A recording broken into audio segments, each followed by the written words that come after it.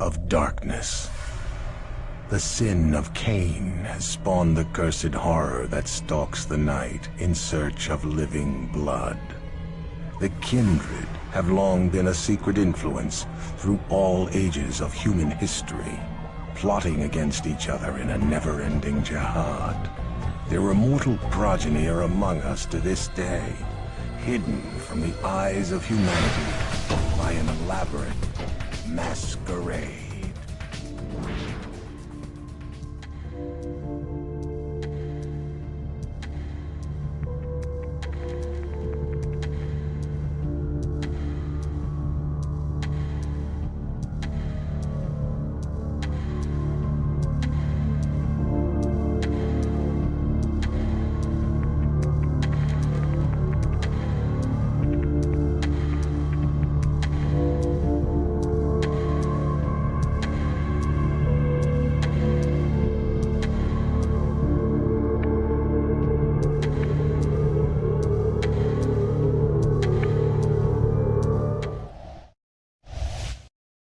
And hello once again, my friends. It is I, your friend, streamer, long-time lover, Sabaton Liam. How are you going? I need to do that. Oh, sorry, mum.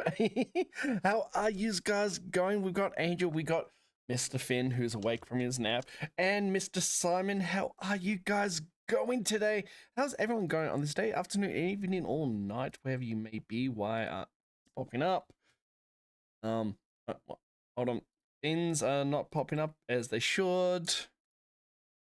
I don't know why. Fine. Okay. Fine. We'll do things a difficult way. Hold on. We're getting up my character sheet, but I hope you're all doing well. Tired and ready for action. Well, I don't know if there's going to be any action, but as you know, we were meant to play Nimble tonight, but we have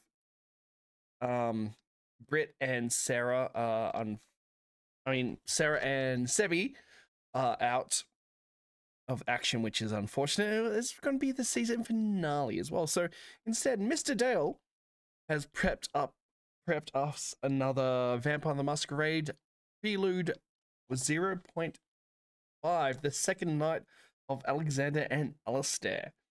Enough about me. Let's get into it and see how everyone's going. Totally hopelessly stuck. Yeah, they complain about tank controls. All right, what tank controls? What game are we on about? Yeah, we're talking about tank controls. Yeah. We're talking about yellow paint. We're talking about gamers complaining about game mechanics, whether they want it in a modern, when they encounter it in a modern game. So you say to them, go play an older game. So they go play an older game, and then they complain about the lack of quality of life. And it's just like, all right, so play a modern game. But then they complain about the mechanics. And it's like, all right, are you sure gaming's for you, dickhead? We're stuck. We don't know where to go in this game. I've tried to go back to tank controls nowadays. I'm thinking, how the fuck did I manage to do this back then? I just have muscle memory for tank controls. Like, it doesn't matter how long it's been since I played a tank controls game. Just like put an old survival horror game in my hands and like something just kicks in and I'm able to just naturally do it. It's kind of why I'm thankful that Metal Gear Delta did quite as well as it did. Because honestly, I have gone back and replayed MGS1 recently, and it needs an update. Yeah, see, I tried. I did it once on the legacy controls because that's just what I was used to, and then I did the modern controls, and I was like, oh, okay, so Metal Gear Solid 3 can control well. Yeah. It's ridiculous. It's a shame. I kind of wish we had like the original Snake Eater with those controls because Delta has a few things lacking, but it's still perfectly fine. It is. Yep. Well, we're here for some vampire, my friends, because Sebi and Serafina are both sick tonight, and when they're sick, we return to the world of darkness. So before we begin, I would just like to make sure you guys have your vampire dice and your character sheets. I do. We do. Yep. Including snacks and drink. Lovely. Well, you'll be doing plenty of snacking when we start the session, because that's what you're going to learn to do tonight. We can't snack. Serafina's not here. Speaking of which, do you guys have your hunger recorded on your sheets from last time? I've got Yeah, 1. 1, that's right. And I believe yours, Liam, was at 2. oh, Because I chowed down on a copper. I must have opened the wrong one. Hold on. I uploaded a fixed one in the shallows for you before. Yes, I opened the wrong fixed. Yep. I had to re-upload it because I noticed I accidentally removed your hunger, but I did then re-uploaded it and reset it at 2, which is what it was.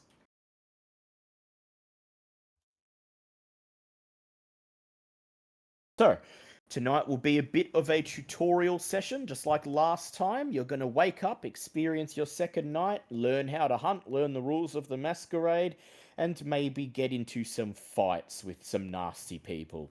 Oh yeah. So, without further ado, let's get into it. Welcome back, everyone, to Dice of the Dead, where the dice decide who lives and who dies. This is session 0.5 of our Vampire the Masquerade campaign. I am here with Archer playing Aleister and Liam playing Alexander. And as always, I am your storyteller, DG, your guide into this world of darkness and eagerly awaiting the spiral of madness and misery that you're about to embark upon. So, we return to G-Town, there on the edge of inky black Cowie's Bay on an otherwise nondescript mid-autumn night. When we last left off, you died. Then you came back. You dug yourselves out of the earth and emerged into the botanical gardens as something no longer human. You had just enough time to learn your true nature, that you are now vampires, and to have a quick bite, pun intended, before you met Sydney, a gangrel courier who just so happened to be stopping by her domain on the edge of the park when she noticed a disturbance and suddenly found herself the unwitting babysitter of 2 fresh-faced fledglings. She explained the gist of your situation and then piled you into the back of her van so that you could succumb to the day sleep, promising to show you the ropes in more detail when you next awaken. And you awaken now, after a night and a day that feels like it drags on for months, after feeling like you are the void itself. You're suddenly wrenched from the sleep of death back into one life. The gelid dead blood that animates your bodies is pushed through your rotting veins, and with a gasp, your eyes open and you both spring bolt upright, moth-bitten blankets falling off you and landing on the floor in the back of Sydney's van. Roller shutters still pulled down over the windows. It is cramped, it is musty, it is dry, and the first thing you both notice is that alien hunger once again stirring in the pit of your stomachs. Now, normally, whenever a vampire awakens, we do a rouse check to determine whether or not they awaken hungrier than they did the night before. But this is your first night, and we've got to show you the ropes, so I'd like you both to add 2 to your hunger, please. Oh, fun. Baby vampires are particularly hungry. Oh yeah, I've only got I'm almost maxed out on hunger. Yay! Voice That takes me up to 3. And you're going to learn very shortly how to set it back down again. first thing you become aware of, other than each other's presence, is Come on, that let me voice. edit the fucking thing. That voice in the back of your mind, ever present, the beast, begging you to feed, to hunt, find warm flesh, bite it, rip it asunder, take what you need. What is the first thing you say to each other upon awakening from the sleep of death? Do you say anything at all? Do you reassure each other that it was all just not a bad dream? Oh, fuck, this is the worst hangover I've ever fucking... Shit, I'm still here. Oh, that was a fucking dream. Fucking starving, though. Why does it smell like wet dog?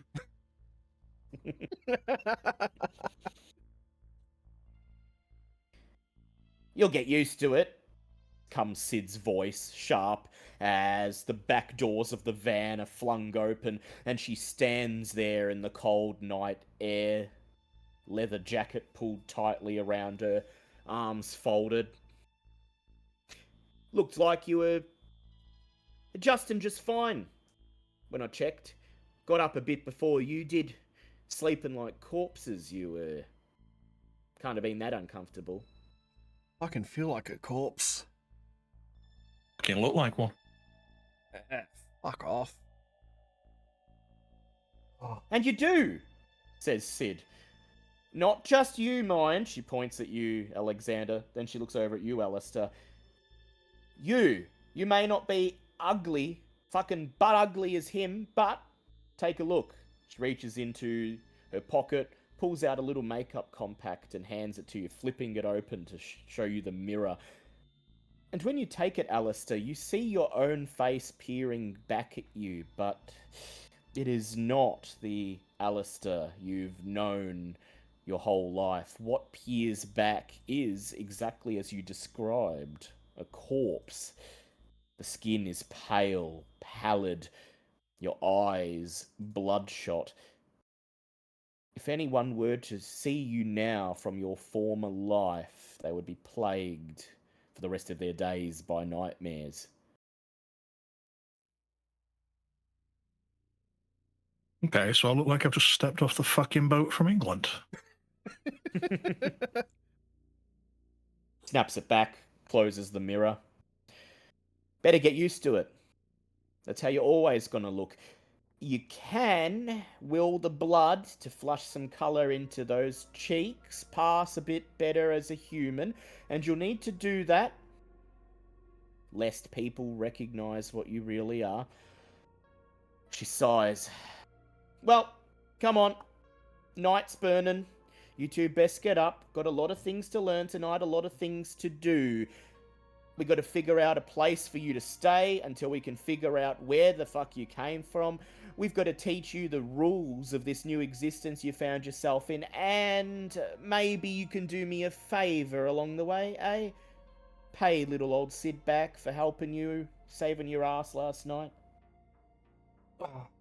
And offer you the tickets to the next show. Might take you up on that, she says, but we have more immediate concerns. Favours are the lifeblood of kindred society, and you're going to learn firsthand how it works. No better way to do it. No better way to learn than to do it. She gestures towards the open van door and invites you to step outside into the night. And so you clamber out and finds that the van is in a different location than it was when you bedded down for the day. You're no longer anywhere near the Botanic Gardens. You're in an empty car park underneath an overpass. There's a chain link fence surrounding the big concrete block, and outside you can see a deserted train station and the shapes of several warehouses and factories. You're somewhere out in the northern outskirts of... Go ahead. Out of question, character. Since this is a made-up area of Melbourne, Can we still? G-Town, it's not Melbourne. Oh, sorry, G-Town. Yeah, completely fictional city. Wink, wink. Okay, wink, wink. Okay. Just yeah. I was gonna say, oh, this looks like Flinders or yada yada yada, but G-Town, complete fictional city. Okay, gotcha. Yeah, well, you say something to that effect. You look around, you realise you're somewhere between North Pivot and Hovels Creek, the run-down, industrialised part of G-Town. The place where, as the local saying goes, you'd best pack a stab vest if you're going to walk the streets at any time past 5 p.m. So you look around and you say, "Oh, North Pivot. Fuck we doing here?" She smiles, and she says, "It's a good place for you to learn. You're new to this, and when you're new to this life, there's a lot of opportunities to fuck things up. And if you're going to fuck things up, it's best you don't do it anywhere near the rack, anywhere in the city, anywhere where the Camarilla might get wind of it. Because if they do, well, eternity will last about 2 nights in your case.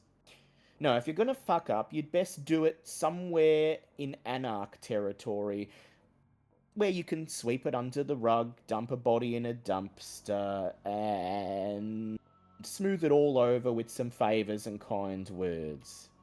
What the fuck's an anarch? Raises a finger. I'll get to that. Camarilla. And Camarilla as well. Then she sighs inwardly. "Look, I was on my way to a job last night. I'm a courier, remember? I said my job's to pick shit up and drop shit off. I'm not supposed to be babysitting fledglings." It's funny because babysitters pick shit up and drop shit off all the fucking time. In a very different sense. So I'll try and give you everything you need to get up to speed, but I apologise in advance. This is not my wheelhouse. And if there's something I fuck up, well, I guess you'll have to learn by making your own mistakes. So, where shall we start? You asked what an anarch is? At the beginning. Right. "Follow me," she says. "We'll walk and talk." She slams the back doors of the van shut and then starts to walk at a brisk pace towards the chain link fence where a gate swings, creaking, open and shut in the wind. She pushes it lightly open and steps out onto the empty road. You follow her across it and are quickly swallowed up by the shadow of an old shuttered auto factory, concealed in the darkness, safe now. She leans in. "So, you're vampires, kindred, creatures of the night, undead, whatever you prefer to call them. We've established that part. Somebody embraced you, that's what we call making a new vampire, last night. But whoever it was, they weren't there when you woke up. And you woke up in the Botanic Gardens, on the edge of my domain, starving, and almost made an awful mess before I showed up. And lucky I showed up when I did.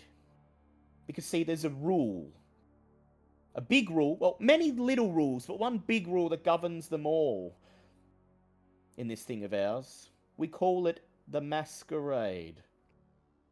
That is, that you must never reveal your nature to the mortals, the regular Joes. If they ever knew that vampires were real, well, could you imagine what would happen? Government agencies suddenly launching coordinated strikes against us, people jealous of our immortality, wanting a piece of the pie for themselves, people who are pissed off at the centuries, millennia of us sitting in the background, feeding on them, pulling strings here and there.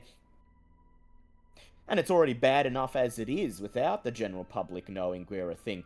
There's rumours, whispers, among the vampires in Melbourne and here in G-Town as well. Hunters have always been something we need to look out for. People who know vampires exist and have made it their mission to get rid of us, but something more is happening. Stirrings in the upper echelons.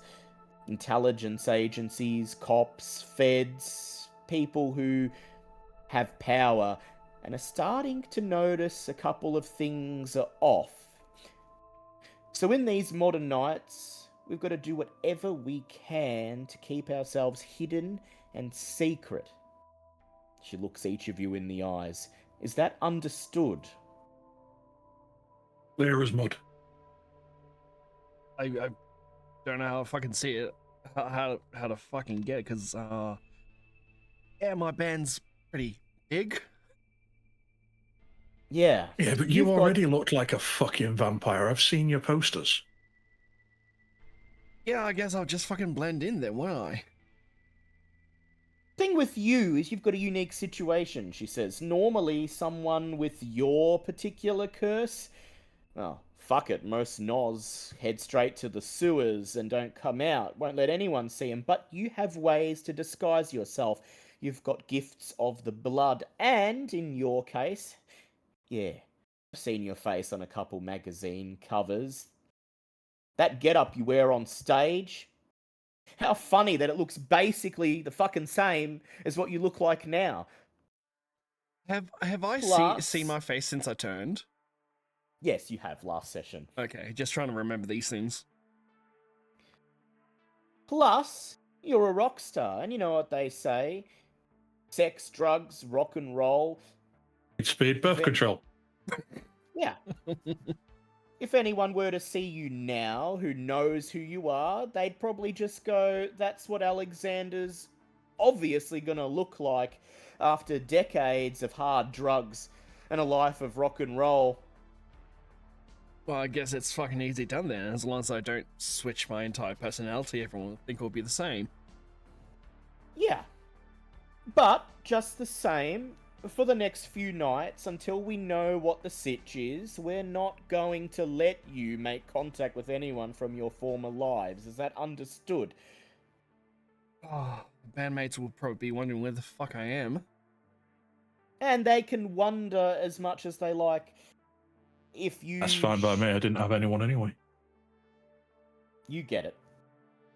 Look, if things pan out well over the next few nights, we start to get a bead on where your sires are, hook you up and figure out what the fuck's going on, make sure you can handle this state of being you've suddenly found yourselves thrust into, then maybe you can start to remake connections with your former lives. A lot of kindred, particularly the younger ones, such as ourselves, do get a certain something out of keeping in touch with some of the people they used to know. Others, they make a clean break, cut them all off. It's not for me to say which one would best suit you.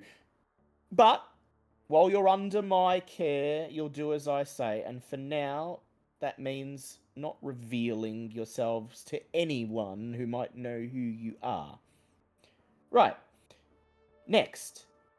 Anarch and Camarilla. You might be a bit too young, a bit too fresh to this to fully understand, so I'll paint it in broad strokes. Every city that has vampires is under the rule of the prince. Doesn't have to be a he, can be a she. We call him a prince. Sometimes we call him a lord. Sometimes we call him a king, but most of the time it's a prince. And the prince is like the head honcho. The whole city is the prince's domain, and us lesser folk, she seems to cringe as she says this, are here by the prince's good grace. That means we follow the rules. We hunt where we're allowed to hunt. We stick to our own domain. We follow all the rules and etiquette of vampire existence. If we don't, well, the prince will send out the sheriff and the hounds, round you up, bring you before the court, and enact punishment. The prince's power is absolute.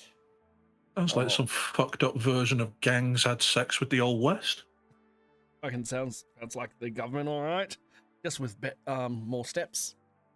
Yes, and like our old PM, the prince is sort of held Wanker? in check. Oh, yeah. Well, don't say that to anyone in the CBD or anywhere around the rack, but sure, I'll agree with you. The prince of this city in particular has a massive rod up her nether regions.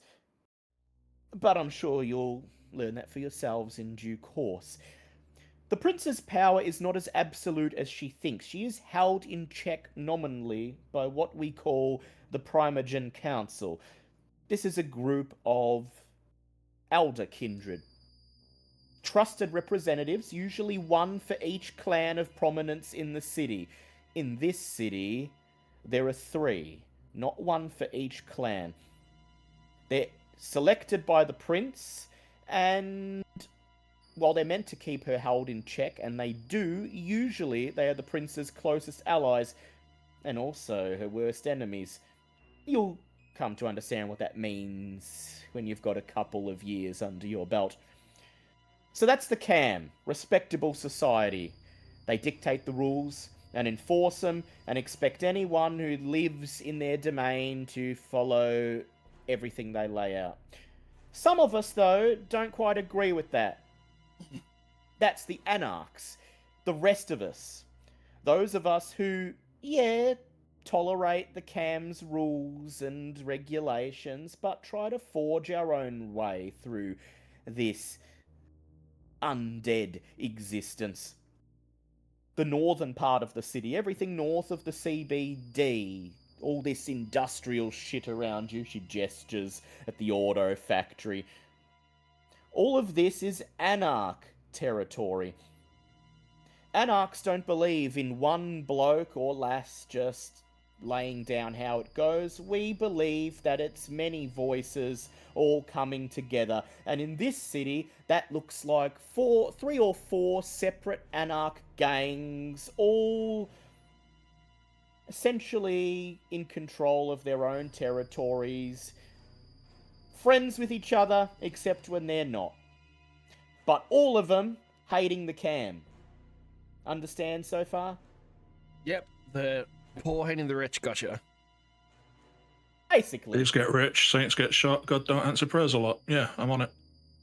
As for me, the CAM would tell you I'm an anarch, and a few of the anarchs would as well, but I'm just passing through.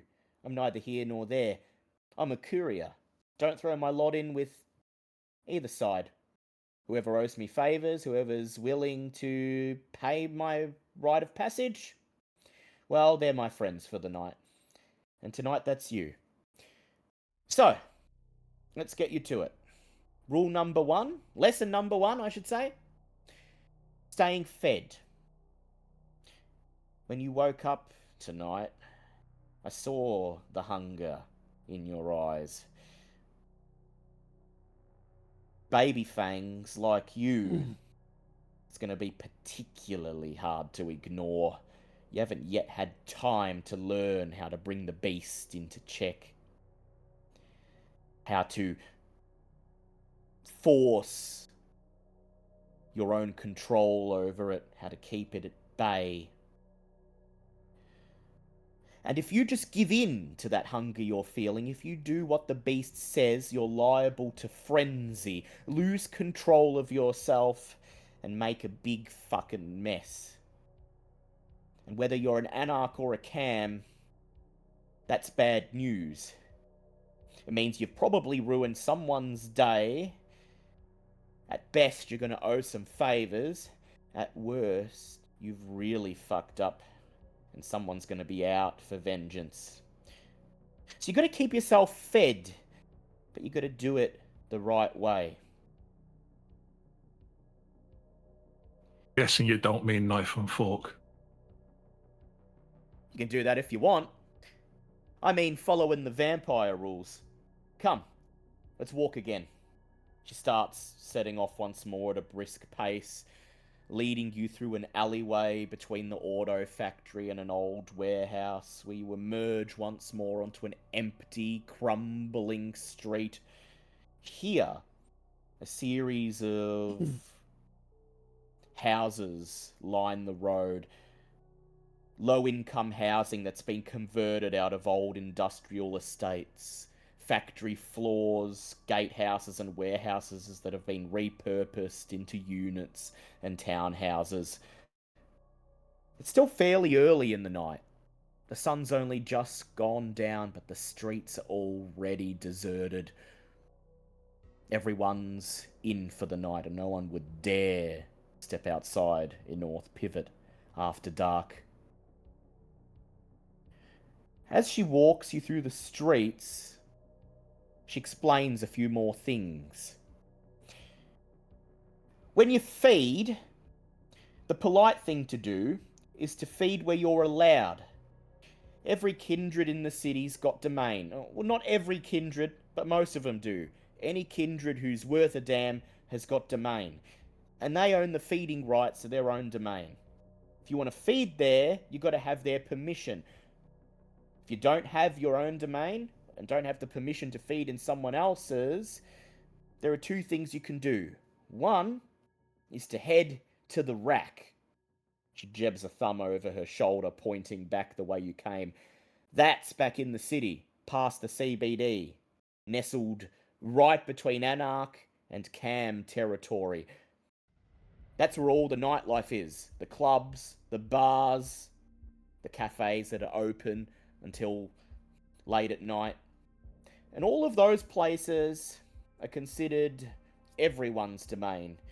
You can go there and feed whenever you want, as long as you don't make a mess, as long as you don't kill anyone, and if you do, you make damn sure it's covered up and there's nothing that could constitute a masquerade breach left behind. Ideally, once you've got some stuff under your hats and made a few friends, you'll get some domain of your own. You can always head to the rack, but it's good to have a place of your own to fall back on.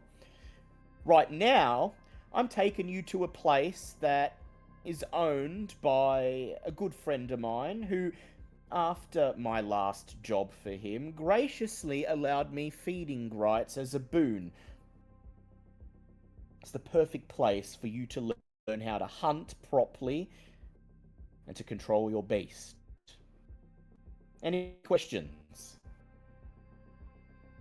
No, I'm still trying to fucking take everything all in. What about... What happens if I can't find someone like I found last night and they make me sick, like the other guy did? She says, yeah. Ventru, huh? Well, you got two choices there. Either you grin and bear it, she smiles, or you find someone else. But you got to be careful, because the hungrier you get, the more insistent the beast is going to be, and, well, if you leave it too long, it's liable The more to take likely I am to control. lose control, and yeah, masquerade breach, I get it. She nods. You get it. You learn fast. Good, good. Means my job's a lot easier. Anyway, here we are. You come to the end of the street, and right at the end of it, facing the inky black expanse that is Cowie's Bay, is an old motel. There's a faded, peeling billboard planted on the concrete between the road and the building itself, where the word Bayview can just be seen, and it's emblazoned on a very faded, very ancient-looking picture of a sunny beach with a party in full swing. One thing we'll never see again. What, Well, you swing? can. Son, you idiot. Well, you can, Sydney says, but you'd only see it just the once, you know what I mean. Not advisable. So, she gestures towards the motel. While you're with me, you've got permission to feed here. Place is a bit sleazy, but it does good business. Should be more than enough vessels inside for you to find something that you like. Just abide by these rules. 1, you try not to kill them. You have restraint. It'll be hard, but as soon as you feel your hunger beginning to fade, you pull away. Don't fall into the trap of taking just another drop, just one more. The beast will try to make you do it, of course. So But what it's a downward happens if we spiral. empty all the blood? And that's rule number 2. If you do fuck up, you make sure there's nothing that could possibly let it be traced back to you, or anything left behind that would tell the mortals that this was anything less than a mugging gone wrong or routine everyday overdose. Aside from the dead body with no blood in it. Yep. And then, ideally, if it's someone's domain that you're feeding on, you find them and you give them a big apology for making a mess on their premises and offer them a boon. If you don't like that, if you don't have permission to feed and you don't want to go to the rack, you can head out onto the streets and you can poach. That's what we call when you're feeding without permission. A lot of us do it. A lot of us get away with it, but there will be one time when you don't get away with it. And that could be the thing that ends this little thing we call unlife. So, be smart. And of course, the masquerade. Use any gifts of the blood, any powers, anything that the mortals might recognize as not being entirely natural. You make sure that they either forget what they saw or aren't in a position to tell anyone. Got it? Yep, got it. Right. I'll leave you guys to feed. I've got someone I need to make contact with. See if I can swing about getting you guys a safe house for the next few nights while we work on your sire situation. I'll be gone an hour or two. I'll swing back around, pick you up, see how you did. You're on your own until then. Do not fuck it up, she says, baring her fangs. Then she smiles. Good luck! She slaps you both on the shoulder. And then without another word, turns and runs, sprinting full speed into the night. You watch as she reaches the edge of the street and then takes a soaring leap into the darkness, landing with a thud on the roof of a nearby warehouse. And then she disappears behind it. So, vampires, huh? I wonder how much of the fucking movies got it right. Something tells me absolutely fuck all. Otherwise, there'd be no vampires. I dare say the stake of the heart might be true though, but that would be true about everyone. I don't know. Is there anyone around?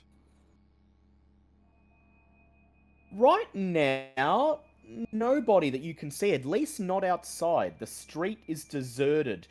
There are lights on inside the motel, and through the gate you can see the silhouettes of a couple people milling around the motor court, a couple distant voices, the sound of a door being opened and then closed.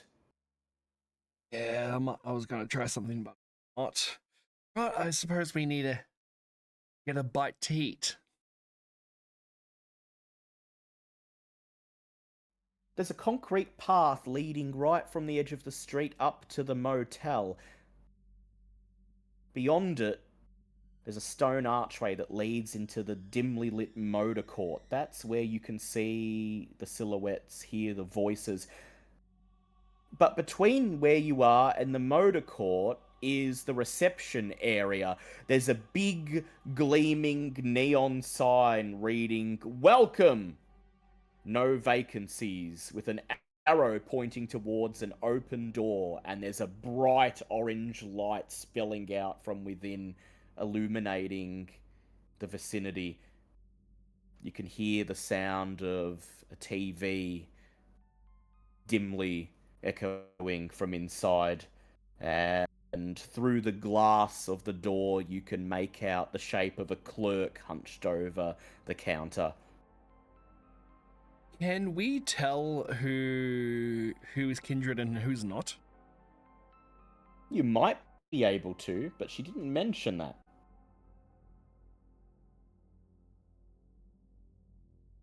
Should we try our luck here, or try to find something more secluded?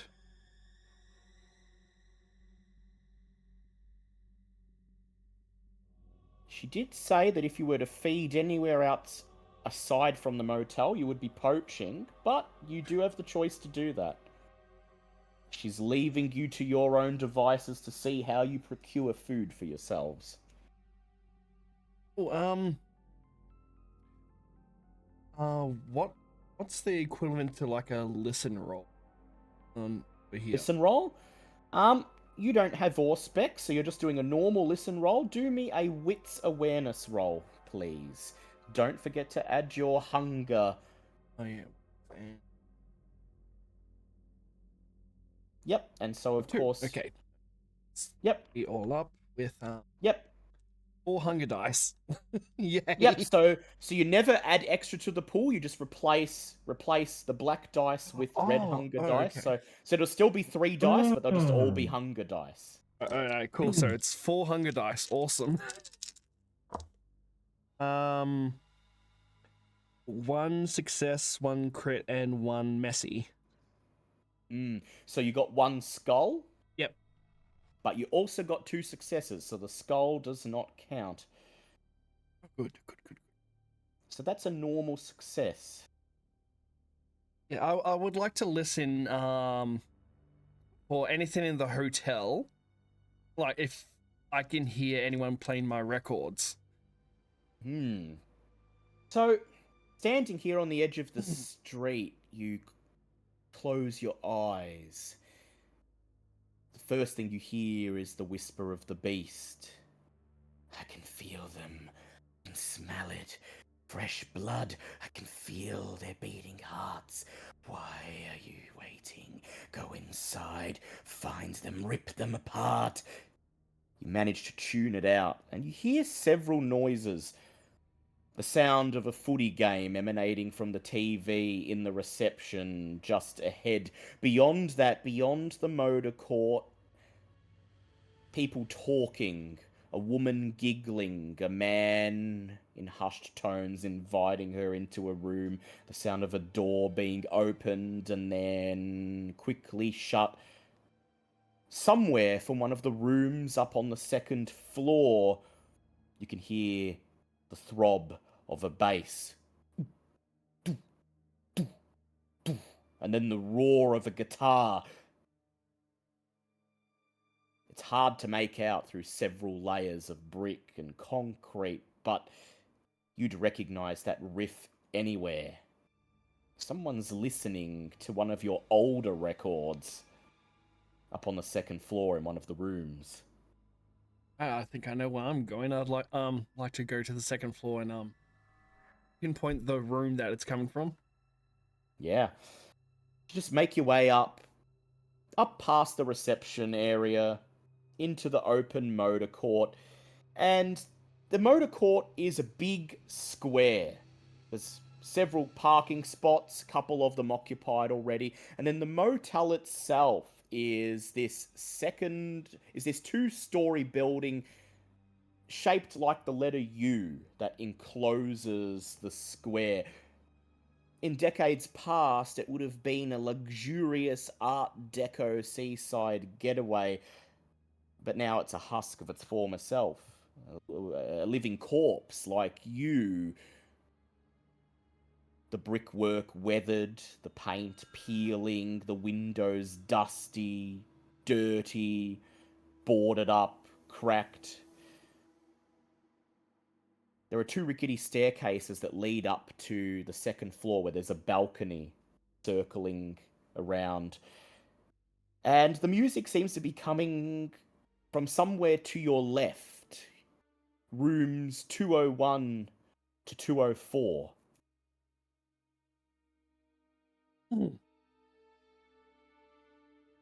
So I guess I will be knocking on room 203 then. Before you have a chance to head up the stairs, a voice rings out from somewhere behind you. You two looking for a room? You wheel around, and standing in the doorway leading to the reception area is the clerk. A short, fat, balding, middle-aged man who, like the motel itself, has definitely seen better days. His eyes narrow as he sees the two of you standing there in the mouth of the motor court. Sign says no vacancies, but I think we've got a cancellation tonight. A reservation that I don't think's going to come through. If you're looking for a place to stay, come on in and we'll discuss rates. No questions asked here. I whisper over next to Aleister. We might have use of him after all. It's like dog shit. I'd rather not. But you heard the other dog. Yeah, we're given what we can get. We get what we're given. Oh, come on in. Don't just stand there in the cold, says the clerk. And he ushers you into the crowded little receptionist lounge. It's barely big enough for the two of you to be standing there in the tiny bit of room there is in front of the counter. The man waddles through a gap and plonks himself into a moth-eaten chair on the other side that absolutely screams under his weight. Behind him, hanging from the wall, is a black and white TV. Tonight's footy game playing. He spends a second peering up at it. Ah, fuck. Down 3 goals already. Well, I guess tonight's a lost fucking cause. He leans over the counter.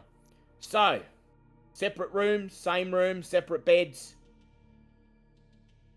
I'll let you take this one, Aleister.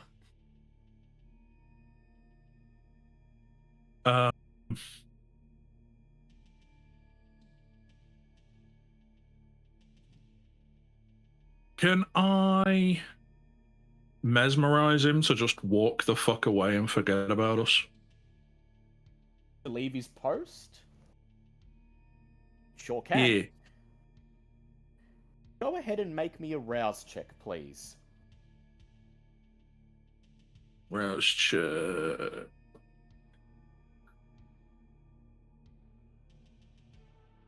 How many dice is that?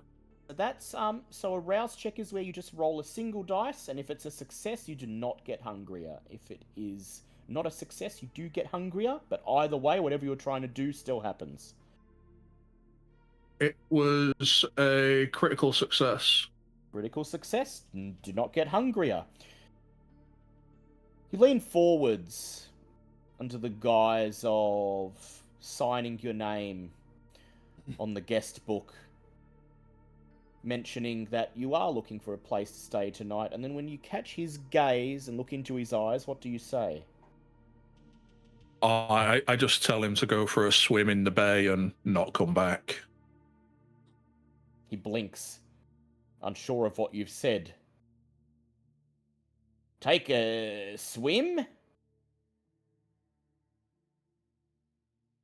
Not quite sure what you mean by... And then suddenly his eyes glaze over. He nods. Right. It's a bit hot in here, isn't it? Little room like this. Sweaty. Sitting here watching the footy. Got a lot of pent-up stress. You know what? It is a good night for a swim, he says. Tell you what, you just stay here and I'll sort out your room when I get back. He beams a smile. Yeah, you do that. And then he waddles once more through the gap, steps outside into the night and slams the door shut behind him. You told him to take a swim and not come back. He will come back, because unfortunately you can't mesmerize someone to go to their own death. but as you peer out the window, you see him waddling down the incline, down the little hillside. Would he though? just Because I beyond- didn't tell him to die. Yeah, well, take a swim and not come back could be interpreted a certain way, but just as well. You see him waddling down the little slope that leads to the threadbare beach below, and he begins to disrobe and step very slowly, very cautiously into the inky black water. He'll be out there for a few minutes at least. And now that the reception area is empty, you notice that on the wall behind where he was is a wooden box containing a master key and all of the keys for the motel's rooms, each conveniently labelled by room number. That's fucking lucky. I guess now we have any pick we want. I'm gonna still take 204. No, 203. I think I can get through that with just for my charms alone. And Aleister, I take you the have one a that says. I take the one that says superintendent because it's the most likely to be an authority figure. You run your hand down the little list of names. All of the rooms are rented out tonight. One is empty but is reserved, and one of them is listed as being off limits at all times, as it belongs to the proprietor. Proprietor. Words. Sorry, I've been mesmerized myself tonight. God damn it, Archer. And that would be room... And that would be room 108. You each fish your respective keys off the hooks, slide them into your pockets, and step once more out into the cold, clammy night. So far, so good. Right. Alexander. Yes. You've got the key to room 203. Is that the one your heart is set on for now? That's where the music's coming from, correct? Somewhere in that vicinity. You've made an educated guess that it's 203, but... Oh, okay. Can I get closer to the rooms and find out which one it's actually coming from then? Either, what was it, 202, 203, or 204? Sure can. You climb up the staircase, the rickety, narrow staircase up onto the balcony, and you're about to take a small listen at each of the doors when the door to room 206 at the end of the row creaks open, and a man in a purple dressing gown steps out, lights a cigarette, and takes a long puff. He sees you standing there. He looks over, raises an eyebrow, goes back to what he was doing. With him standing there, it's going to be a bit difficult to just walk up and listen at every door, but you are a Nosferatu, are you not? Correct. Oh, okay. No, unseen passage. Can I able to use unseen passage? You sure can, but you'll need to do a rouse check, please. Yep, just regular or blood. Just any dice you want. It's just to determine if you get Okay. hungrier or not. That is a success. All right. Great success. Hunger 4, that's probably very good. Yep. Yes, Almost Sorry, go on. almost instinctually, you call upon the power of the blood. You lean back against the wall, covering yourself in shadow, and then you wait for the man to look away, wait for him to take a drag from his cigarette. When he looks over again in your direction, you are gone, invisible. You check each of the doors in turn. 201. Silence. 202. The dim sounds of a TV, an old sitcom, a laugh track. 203. The unmistakable sounds of one of your very earliest songs before you became a hit, before you met him and started weaving vampire lore into your work. I would like to knock on the door. Would you like to spend a few moments to wait for the man to finish his cigarette? Oh, yeah, good point. Thank you so much. Yes. Also, just as a reminder, you have the fucking key.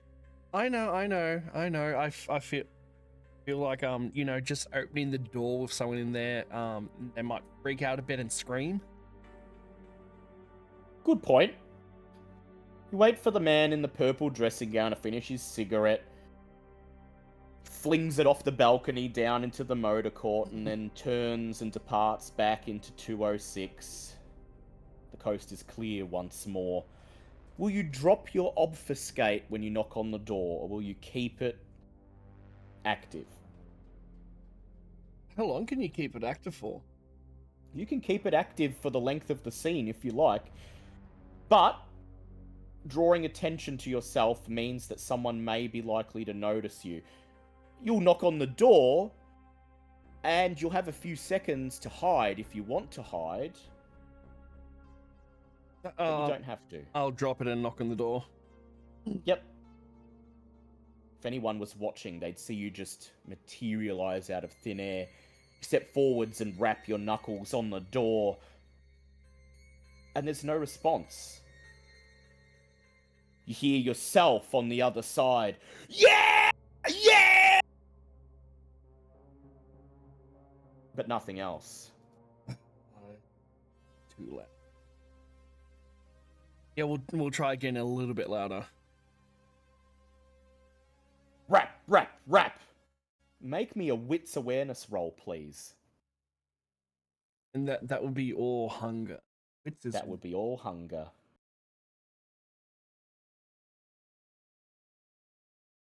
Not 2. So... Underneath academics.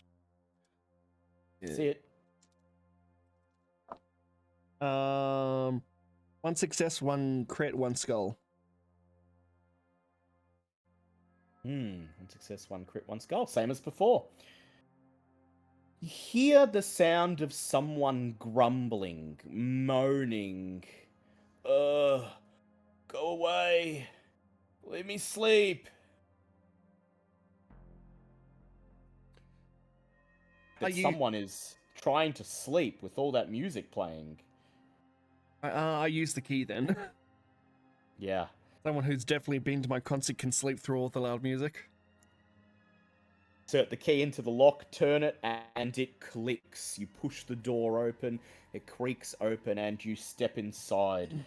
The room smells of sex and old lube.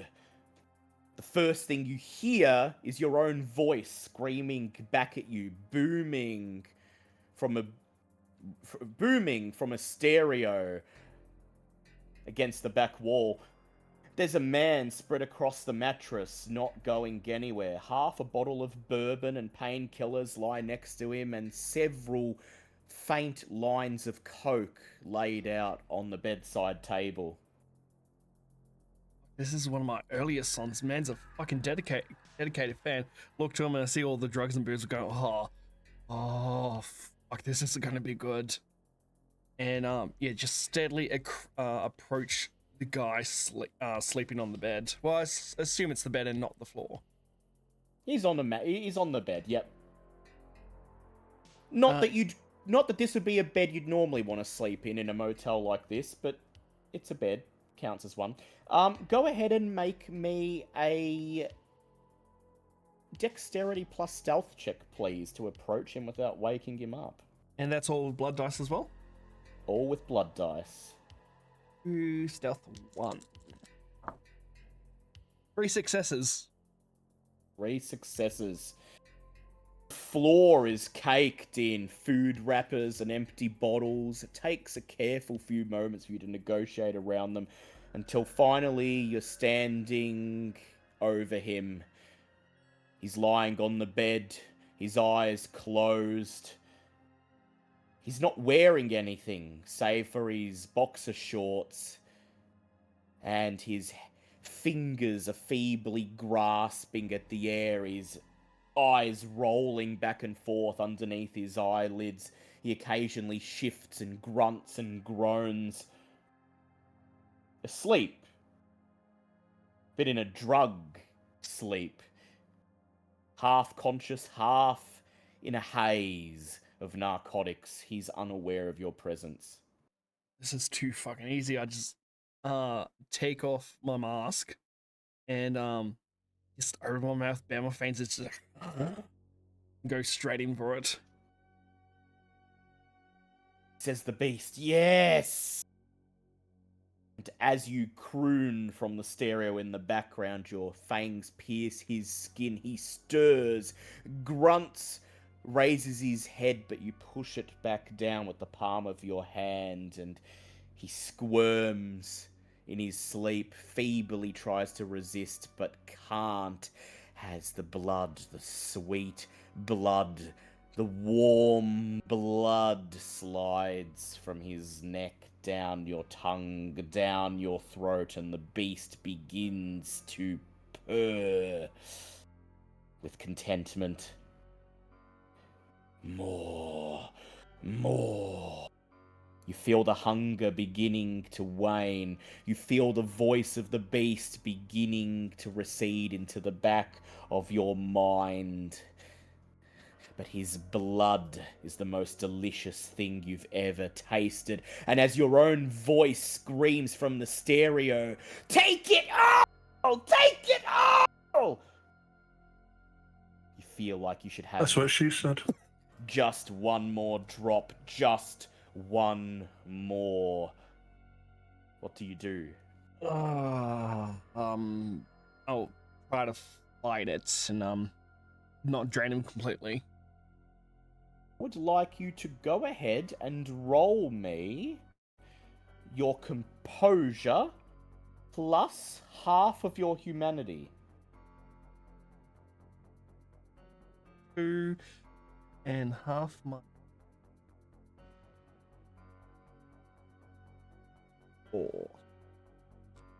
4 hunger dice. No hunger dice Oh, no needed hunger for dice, this one. okay. This is a test to see if you'll frenzy, so these ones typically don't have hunger. I'll s-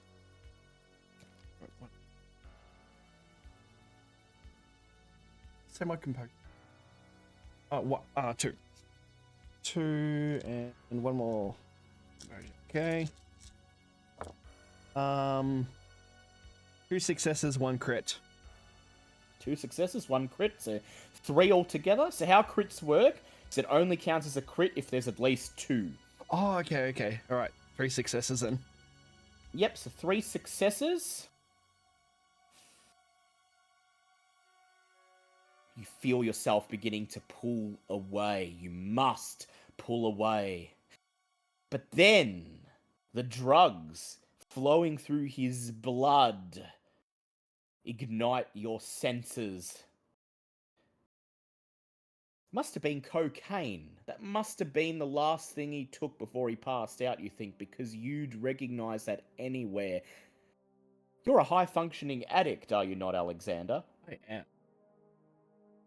You can feel the cocaine surging through your veins. You can feel the familiar high starting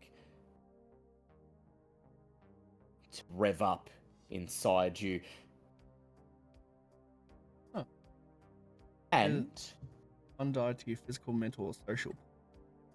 yeah, until the next time you feed. But because he had cocaine in his system, I'm going to ask you to spend a willpower to fully disengage. Ooh. You so want to, and you nearly were, but that hit of cocaine, That's something that's trying to pull you back. So if you'd like to spend a willpower, just mark a single point of superficial willpower damage on your tracker. I did. And with because I can't add anything to physical because I'm Nosferatu, yeah. You can add it to physical, social, or mental, any one you want. Doesn't matter if you're clan. Physical dexterity. Yep. Okay, yep. Yep. And actually, you don't even have to add it to anything in particular. It's just whenever you do anything that relies on a physical skill or attribute, you get an extra dice in the pool. Okay, I will write that down. So it's just a free dice until the next time you feed. No. Cocaine dice. The voice of the beast is abruptly drowned out by the music. You push the man back down onto the bed. He groans, winces in pain as you lean forwards and, as if you're not even in control of yourself, feel your tongue licking the bite mark closed. As if it was never there at all. You're alive. You're fed. You're more alive than you've ever been. Between the coke and the fresh blood now surging through your veins, you feel invincible. You feel like you can take on anyone or anything. You may reduce your hunger to 1. Oh, hell yeah. Oh, something I was going to ask. Yes. Oh, yeah. Do we get willpower back at some point? You do at the end of each story. Okay. And there's another mechanic for it involving touchstones, but you guys don't have touchstones yet. Oh, we don't. Is there anything else you'd like to do in room 203 before you leave? You know what? This guy's completely out of it, and he is a dedicated fan. I would like to sign some. Well, I assume there's a poster of me on the room anywhere. There isn't a poster in the room, because this is a motel room, but you do see your face gleaming from a vinyl cover that's lying on the floor at the foot of the bed. I would like to sign it. You fish a pen out of the bedside table. And do you sign just your name, or do you leave a message? I'll just sign my name and saying, "Here's to a true fan." I will make a note of this. You place the vinyl on the bedside table next to the sleeping man with a message for him. Anything else? No, that's it. Can I use unseen passage to make my way out, like in case there's another person on the balcony? You sure can. Go ahead, make the rouse check for me. Success. Don't get hungrier. You fade away once more.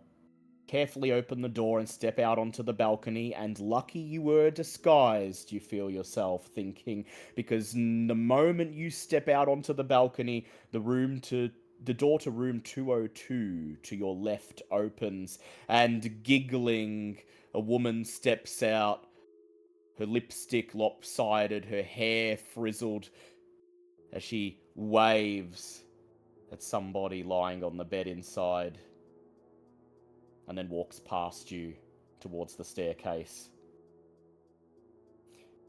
Aleister, you approach room 108. It's isolated, right at the very back of the motor court. It's not like the other rooms. The other rooms have signs of life, sounds from within, lights on. Room 108 looks deserted. The windows are boarded. The door tightly shut. And not a single squeak from within. Okay.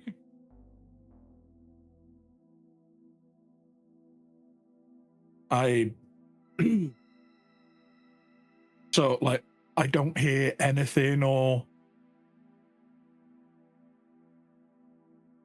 Nothing passively, but you can get closer and have an active listen if you like. Yeah, I go up to the door and slowly put my ear closer to it, see if I can hear anything actively. Faded brass plate on the door. It reads Superintendent. Employees only. Go ahead and make me a wits awareness check.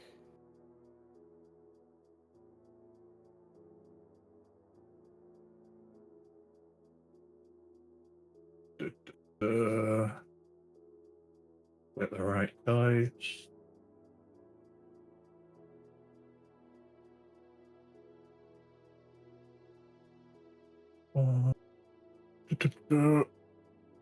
Uh, 2 wins, a crit win, and a bestial fail.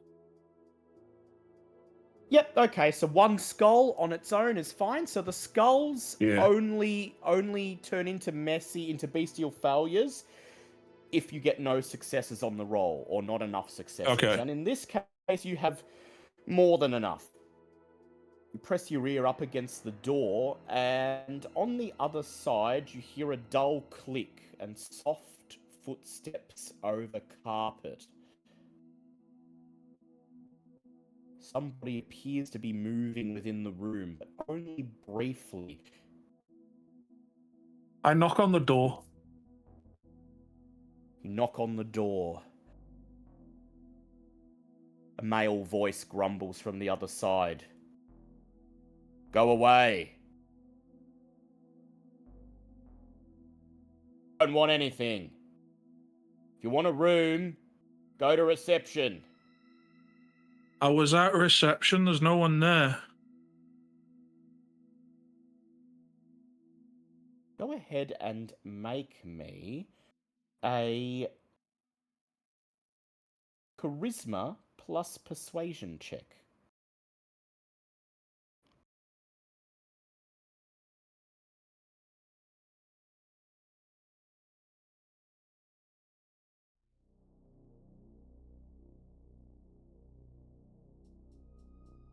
Three successes, 2 failed. Ah, for fuck's sake, says the voice.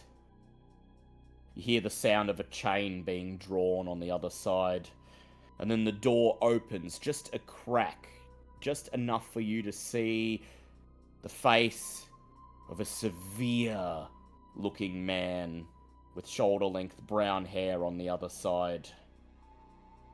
Ray's not there. Yeah, no, there's no asks. one there.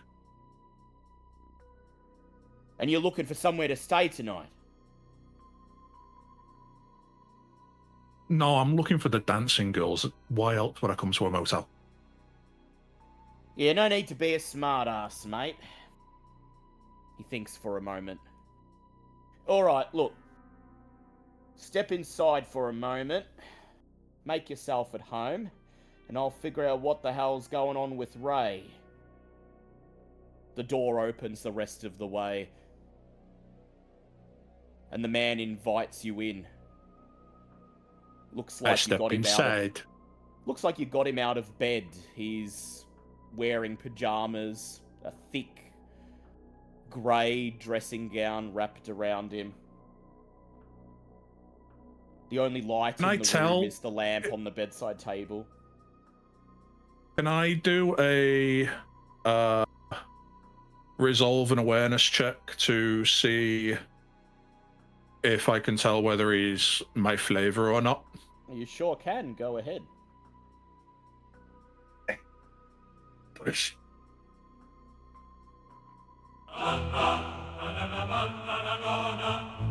One critical success and 2 successes. He is not exactly what one would call an authority figure, but he is the owner of this motel, and that means he's the master of this motor court, and that is close enough.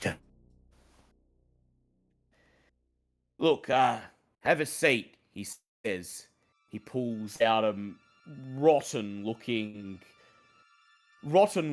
armchair and slides it towards you. I'm gonna head to reception, figure out where Ray is. So it's just you tonight? There's my mate as well. He's wearing a weird mask. He's just come from a gig. He's going to a party later. He thinks he might need somewhere to crash as well. Right. Well, you sit tight here, and I'll be back in a mo. And then he turns his back to you and heads towards the door. And I feed. You move on him. He is perfectly able to defend himself, so go ahead and make me a strength brawl check. Strength brawl. Okay.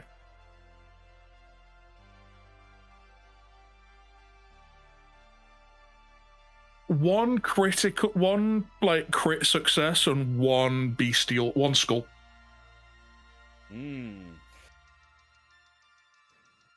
You step forwards, place an arm on his shoulder to stop him. And then as he turns around, you leap forwards, wrapping your arms around him, pulling him towards you, towards the rotten armchair. You bare your fangs, and you're about to sink them into his mouth when suddenly there's a click. The bathroom door opens, and his wife steps out. Rollers in her hair, pink, fluffy gown wrapped around her for warmth, and she's brandishing a cricket bat in both hands. Her eyes narrow. Put him down or this goes upside the back of your head, now! Had enough of you people coming here.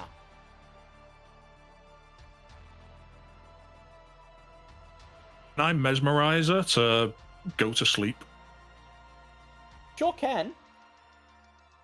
She is meeting your eyes after all, but she's a bit agitated, so I will ask you to go ahead and make me a manipulation plus dominate roll, and she'll oppose it with her intelligence plus resolve.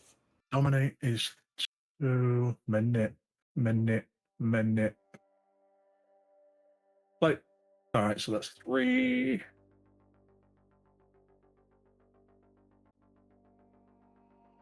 Three successes. All right, go ahead and make your rouse check, No, please. I just rolled. 3 successes, 2 failures.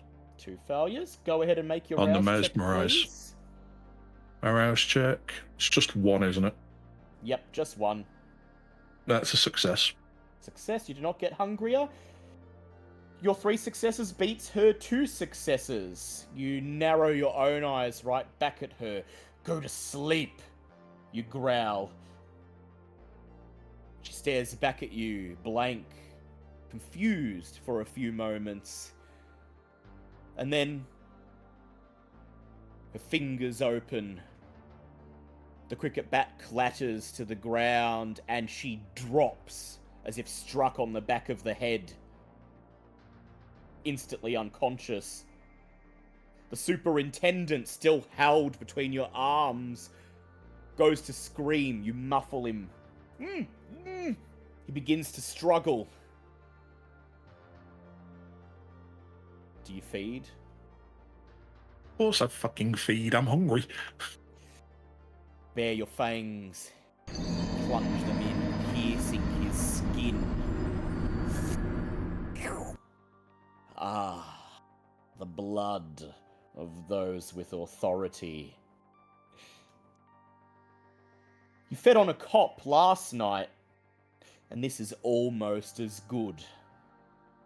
Oh, if you knew there were vintages like this when you were alive, you would have sought out the supernatural even sooner. Your beast. Very probably. Your beast roars in the recesses of your mind. Fool! Fool, to attempt to stop you from taking what is rightfully yours. You should take it all. Take what is yours. You have the right. Take it all. Take it now. Do you take only what you need? I take only what I need. I very quickly in my head tell the beast to shut the fuck up. And what is your current hunger? 3. 3. No roll needed. You may reset your hunger to 1. Yeah. You pull out your fangs, lick the wound shut, and push the man away. He stumbles forwards, nearly falling over his unconscious wife, steadies himself, looks back at you, his face dazed. He stammers, What the fuck are you? Can I mesmerize him to make him beat the crap out of his wife and make it look like it's just a domestic abuse Oh my incident? god. We're vampires. We're not nice. I mean, yeah. You can, but one of the chronicle tenets is we are not beasts, so I'll let you do it, but I would like So I'd like... This is good, actually, because I was hoping someone would do something like this. So you don't automatically lose humanity. You get what's called a stain, and then at the end of the session, you do what's called a remorse check to see if that stain turns into a humanity loss. And at this point, it's unlikely it will. So go ahead and just mark one of your empty humanities, probably the one to the leftmost of the track, so we know there's a stain there. Yeah. And then rouse your blood, please. Critical success. Beat her up? Yeah, just a bit. Just a bit. Just a light slap. There's disbelief in his voice, and you can see him struggling to resist, but he can't, in spite of himself. He kneels down, picks the cricket bat that's dropped on the floor, raises it above his head. Beat her up, he says, as he brings it down with a crack, smashing one of her ribs. As soon as he does it, he drops the bat once more to the floor and collapses over her, sobbing profusely. What have I done? What have I done?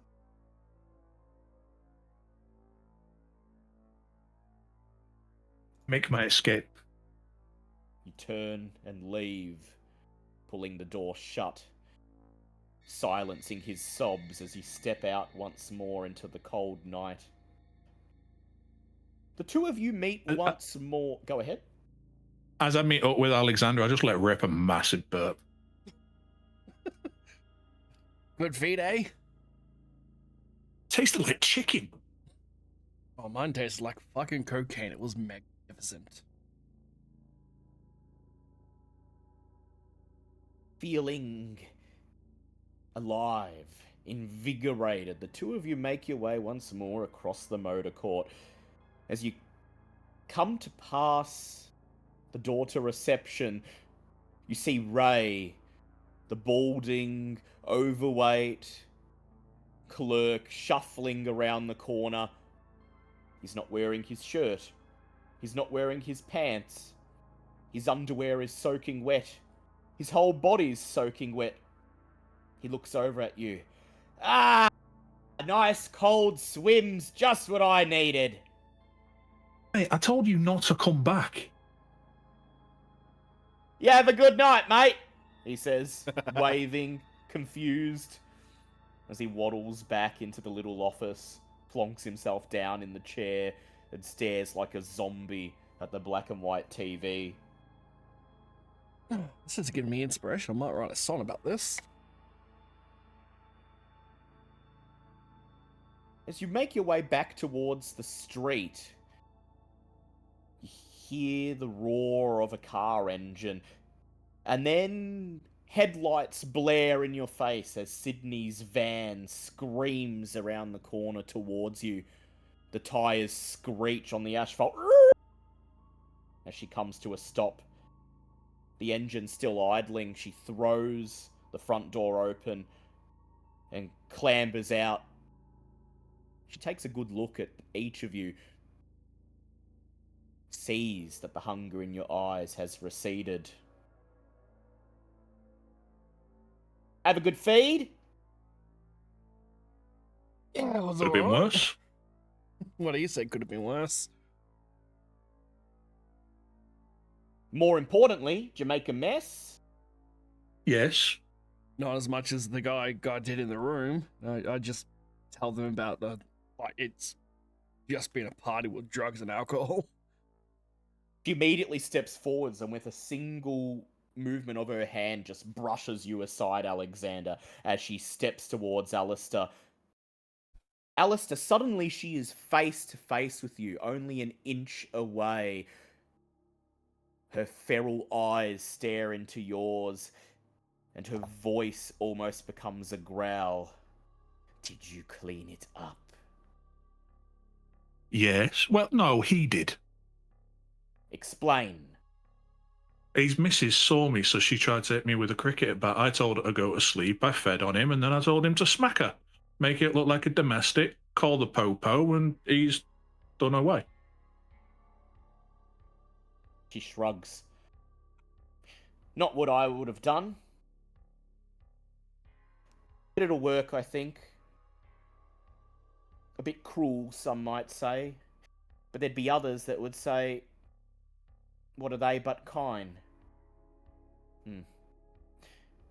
Maybe you've got a thing or two to learn. But the good news is that you're well fed, you didn't kill anyone, and there's no evidence to point to anything supernatural having happened here tonight.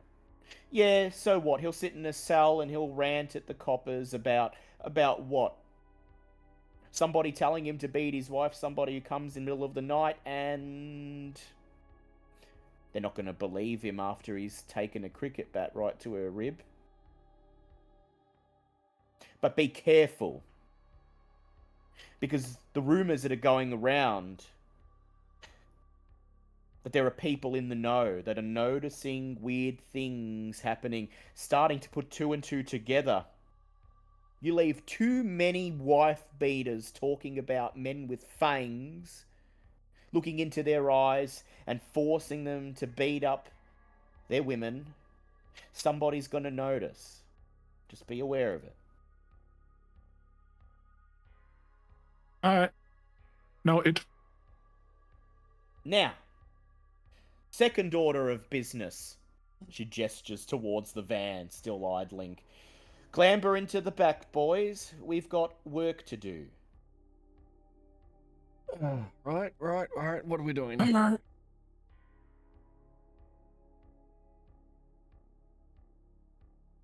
Waits until you're both comfortable in the back. Then climbs into the driver's seat, pulls the door shut, and the whole van jolts you forwards as she sets off at a breakneck pace, screaming through the industrial suburbs. So, made contact with a mate of mine, she says. Name's Jack. Jack Jacobson. He's an anarch. Been around the block a few times. He owns a bar called the Red Star. It's over on the edge of Hovels Creek. It ain't anything special, but nor is Jackie. He's a low-ranking anarch, not part of any of the individual gangs, but on decent enough terms with all of the packs. And his niche is that his bar is a neutral space. Anyone can come and crash. Anyone can come and have their grievances heard, and Jack will make sure that no harm comes to them. But he only offers safe harbour if you'll do something for him. Especially when it comes to offering safe harbour to 2 fresh no-names that just crawled out of their graves last night. Usually, he's used to offering safe harbour to refugees from Melbourne, people fleeing the cam, anarchs who are beefing with one of the other packs, a place for them to rest and hide, keep their heads down while things cool down. He'll take you in, but we got to prove to him that he can trust you, and that taking you in's not going to come and bite him in the ass. Sydney, I've So, got a question. What's Go ahead. what's stopping any vampire, you know, just from like turning a lot of people? Another lesson I was going to teach you later tonight, but sure, let's get to it now. He says you can turn whoever you want, but you don't want to. See, the more of us there are, the more of us that need to feed, which means the less domain to go around and the less people to go around, the more chances that somebody's going to fuck up and ruin it for the rest of us.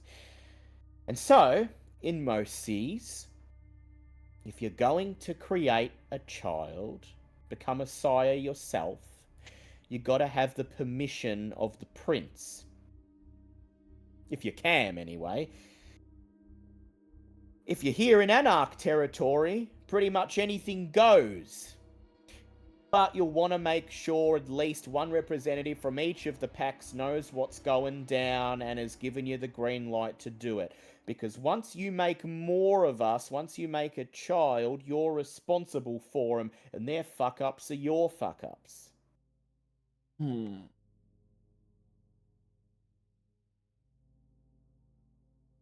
Anyway, that'd be the last thing I'd be thinking about if I just crawled out of me grave a night ago. She says, I've been around the block. I was embraced in 1971. I've spent 20 odd years doing this thing, but that's nothing when you've got eternity stretching out towards you. Wouldn't be very likely that the prince would let someone like me sire a child. The anarchs, maybe. But generally, that's a privilege that isn't handed out unless you've earned it. And like most things that take an eternity, earning the right to sire ain't something you get in your first nights, or even your first decade of nights. So technically, there's no one really stopping. So, hypothetically, no one's stopping you. No one's stopping you, hypothetically, she says. Just, look, if you do it, don't fucking do it where I can see you. I don't want to cop that shit. Gotcha. But she ponders this, staring off as she drives, hunched over the wheel. Your case is special. You've almost got like this cult of personality. Alexander, the superstar. You got embraced the same night you were performing to a sold-out arena. An arena that by Melbourne standards ain't very big. Only a couple thousand people. But in G-Town, that's pretty fucking good. Yes. Which means people know you. And people will do what you say. Yeah, I do have a bit of a following. And so I understand you've always had an inner circle. You want to bring them into the fold. But you don't necessarily have to turn them. Because none of us do things like that. Most of us, we have what we call retainers, ghouls. Give a normal human a shot of vamp blood, usually once a month. You'll give them immortality, give them a bit of the vampiric powers, and you don't have to be responsible for another fresh-faced bloodsucker. That's definitely good to know. I'm keeping in mind of that. You'll meet one later tonight. Which brings me to our other order of business. Remember I said I'm a courier, just passing through. Pick shit up, drop shit off. And when I found yous last night, in the Botanic Gardens, I was on my way for a job. A job for Jack, if you'd believe the coincidence. See, Who's Jack? guy who owns the Red Star, like I said before. Jackie. Yeah. And I'm thinking, I bring you along on this job, you get the package, help me bring it back safe to Jack, and there's your favour. You prove to him that you're trustworthy, he gives you a place you can crash for a few nights. Keep your heads down while we work out this sire shit, eh? Yeah. I mean, what else have we got to do? Too true. I mean, I can stop the van right here, drop you off, let you make sense of it yourselves, but I don't trust your chances. So here's what we're gonna do. See, Jack's run afoul of the cam. There's been some things going on in G-Town of late. A couple vampires have gone missing. Some of them cam, some of them anarch. Just dropped off the face of the fucking earth. That's why you two suddenly showing up is gonna ruffle a lot of feathers until we can sort some shit out. Anyway, the Camarilla sheriff put his hounds to work, thinking that maybe the anarchs are disappearing. Some kindred, trying to stir something up, trying to undermine the prince's authority. And Jack's got this girl, newspaper reporter. He's recently brought her on board, given her a hit of his blood, turned her into a ghoul, and problem is that because she happens to work for the newspaper, she's easy to track down. So the sheriff's hound found her, brought her in, and has locked her up. He's hoping she'll have dirt to spill on Jack and the rest of the anarchs so that the hound will have something to report back to the sheriff and have a nice, neat casus belli for the prince and the cam to move on us all. Problem is, this girl doesn't know nothing. Only vampire she's ever met is Jack. Doesn't know what an anarch is, doesn't know what a cam is. And this hound is a piece of work, a nasty fucker by the name of Dino. Oh, And he's not gonna believe that she don't know nothing. He's gonna work on her, trying to get any scrap of info he can until there's nothing left. And so I said to Jack I'd go get her. And you're gonna help. Any questions? it seems pretty straightforward. Don't fuck up. Right. But if there's any time you want to let loose, tonight's the night to do it, because place we're going, shit's probably going to get messy.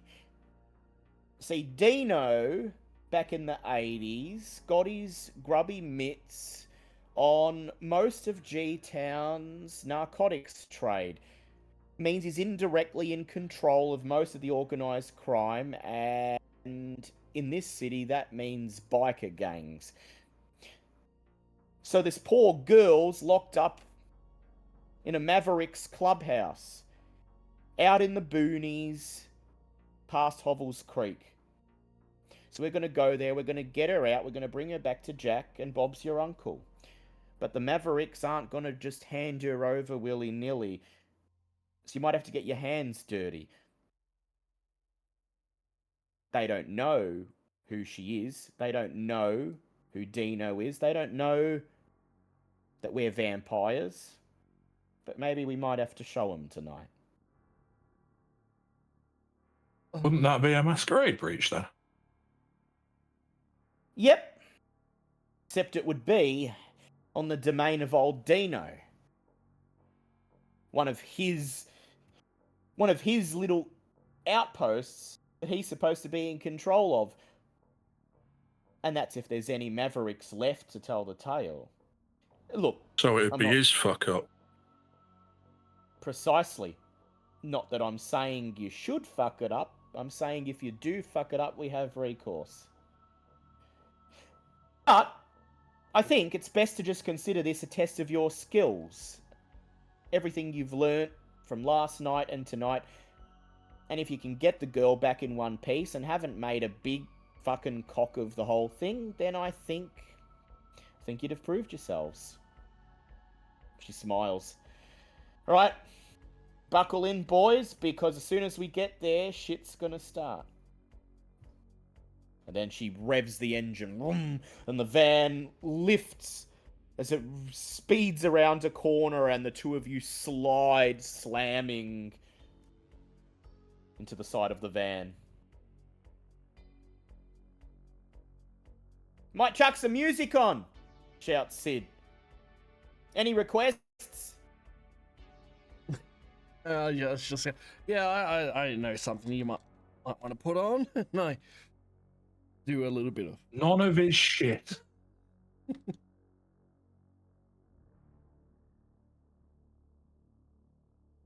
wait, what? Leans over. It's the no- Yep.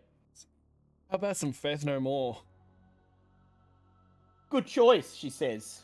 No, just the station. She leans Nice. over. Throw on Dookie. Yeah, that one, not so much, she says. She leans over, twiddles a knob on the radio, and it roars to life. But it's not music. It's a news broadcast. And there is still no sign of the missing musician. Alexander had just played a sold-out stadium the night of his disappearance. Police have said they are conducting a thorough investigation, but that the missing man was not sighted after the end of his show. It is not known whether he left the arena or was assaulted or became a victim of foul play somewhere within. Oh shit! I'm fucking famous. We'll give you You were updates. famous as to they begin happen. with, you bellend. Yeah, but now I'm fucking mainstream famous. Sydney looks over, raises an eyebrow. See? This is why you don't go running back to people who know who you are. This is why we have to play it safe and figure out what to do next. Because you've been reported missing. And that's a hell of a thing to explain. Yeah. I've gone Music. missing before. Haven't turned up dead before, though, have you? Oh, they never said I was dead. They've just said I've gone missing. Newsflash, you're not alive. And with everything that's been going on, says Sydney, if the cops know you've gone missing, and somebody has an inkling of why you've gone missing, yeah, it's just best you keep your head down for now. You'll find out later, or maybe you won't. Broadcast ends, and rock music fills the tiny van, carrying you off down the highway, out of North Pivot, and into Hovels Creek, where the industrial wasteland turns into suburbia. The type of suburbia where the houses were all built 30 odd years ago and haven't been maintained since. The type of suburbia that you only live in because you have no other choice.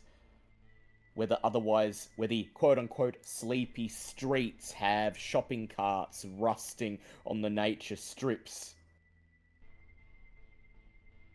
And where all of the houses have burglar alarms. And then beyond that, the city gives way to the wilds beyond. The suburbs fade away. The houses become few and far between as the road rolls through farmland, occasionally broken by patches of thick woodland. And it's here, the very end of a long dirt road, right where 3 different farms all meet, is the Maverick MC Clubhouse. At first glance, it appears to be nothing more than a normal single-story weatherboard house. Save for the row of Harley Davidsons all parked up on the edge of the dirt road in front of it. The Maverick MC iconography emblazoned on banners and spray painted on the walls. And the fact that the front yard and the backyard are both fenced in with chain link fences. They've both been repurposed into meeting areas, paved over with concrete. There are wooden tables, bars, loudspeakers, booming music. And there's some sort of party in progress. You can see the bikers outside, out the front, at least 4 or 5 of them in full vests, full regalia, milling about. And at least 7 or 8 civilians, most of them women. A couple service people who look like they've been roped into a job that they'll never forget. The van rolls to a stop about 5 to 10 meters away, parked under the cover of a copse of trees. "I'll hang back," says Sid. "I'll bring the van up when you've got the girl. Throw her in. We'll get out of here. Get to the Red Star, and hopefully we'll be over and done with. I'll see if you can handle this yourselves. But if I sense you're in trouble, or you just think you can't be arsed doing it, give us a shout, and I'll roll up and help yous." Alright. Right, let's get this over with. Good luck. Aleister, how do you want to play this, huh? Someone like you, I dare say you know a thing or two. If it was up to me, we wouldn't be fucking with the Mavs. Yeah, that's true, What? but we're fucking stuck here.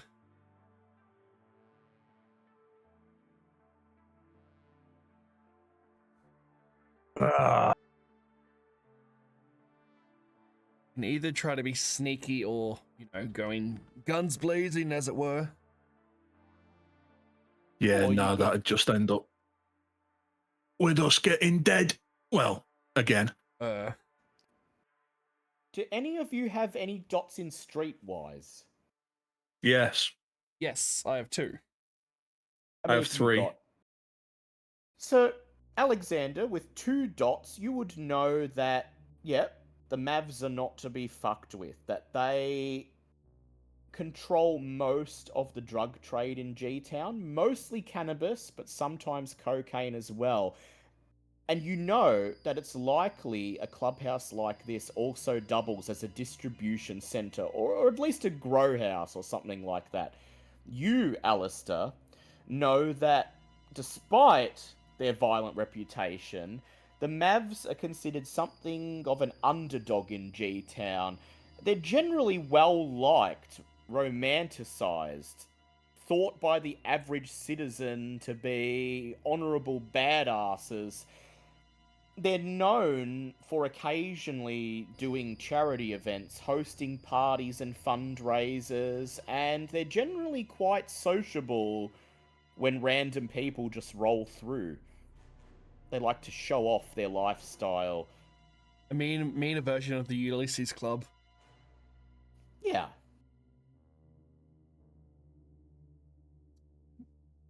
Huh.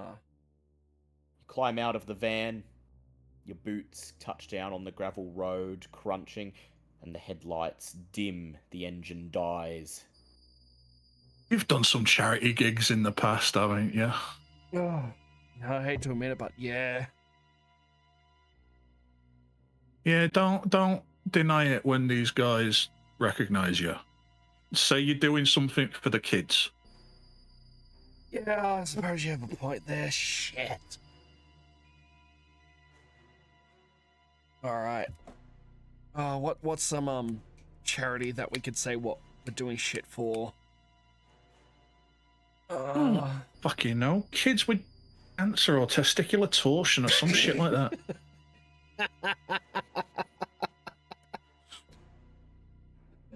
Oh, I don't know, fucking Royal Children's Hospital. We'll go with that. Gives a rather broad sense than coming up with some main disease. In your experience, people don't particularly care what specific charity. There are certain things you can say. Royal Children's Hospital is one of them, at which point no more questions are asked.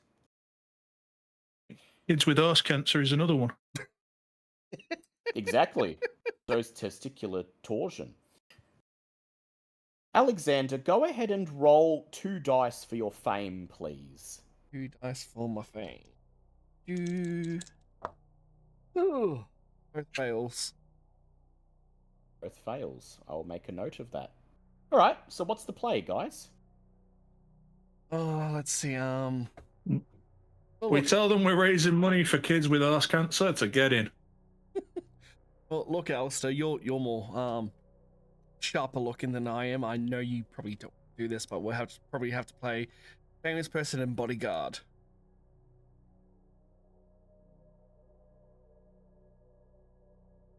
You want me to guard your fucking body? I'm not saying you have to. Have you heard the term acting?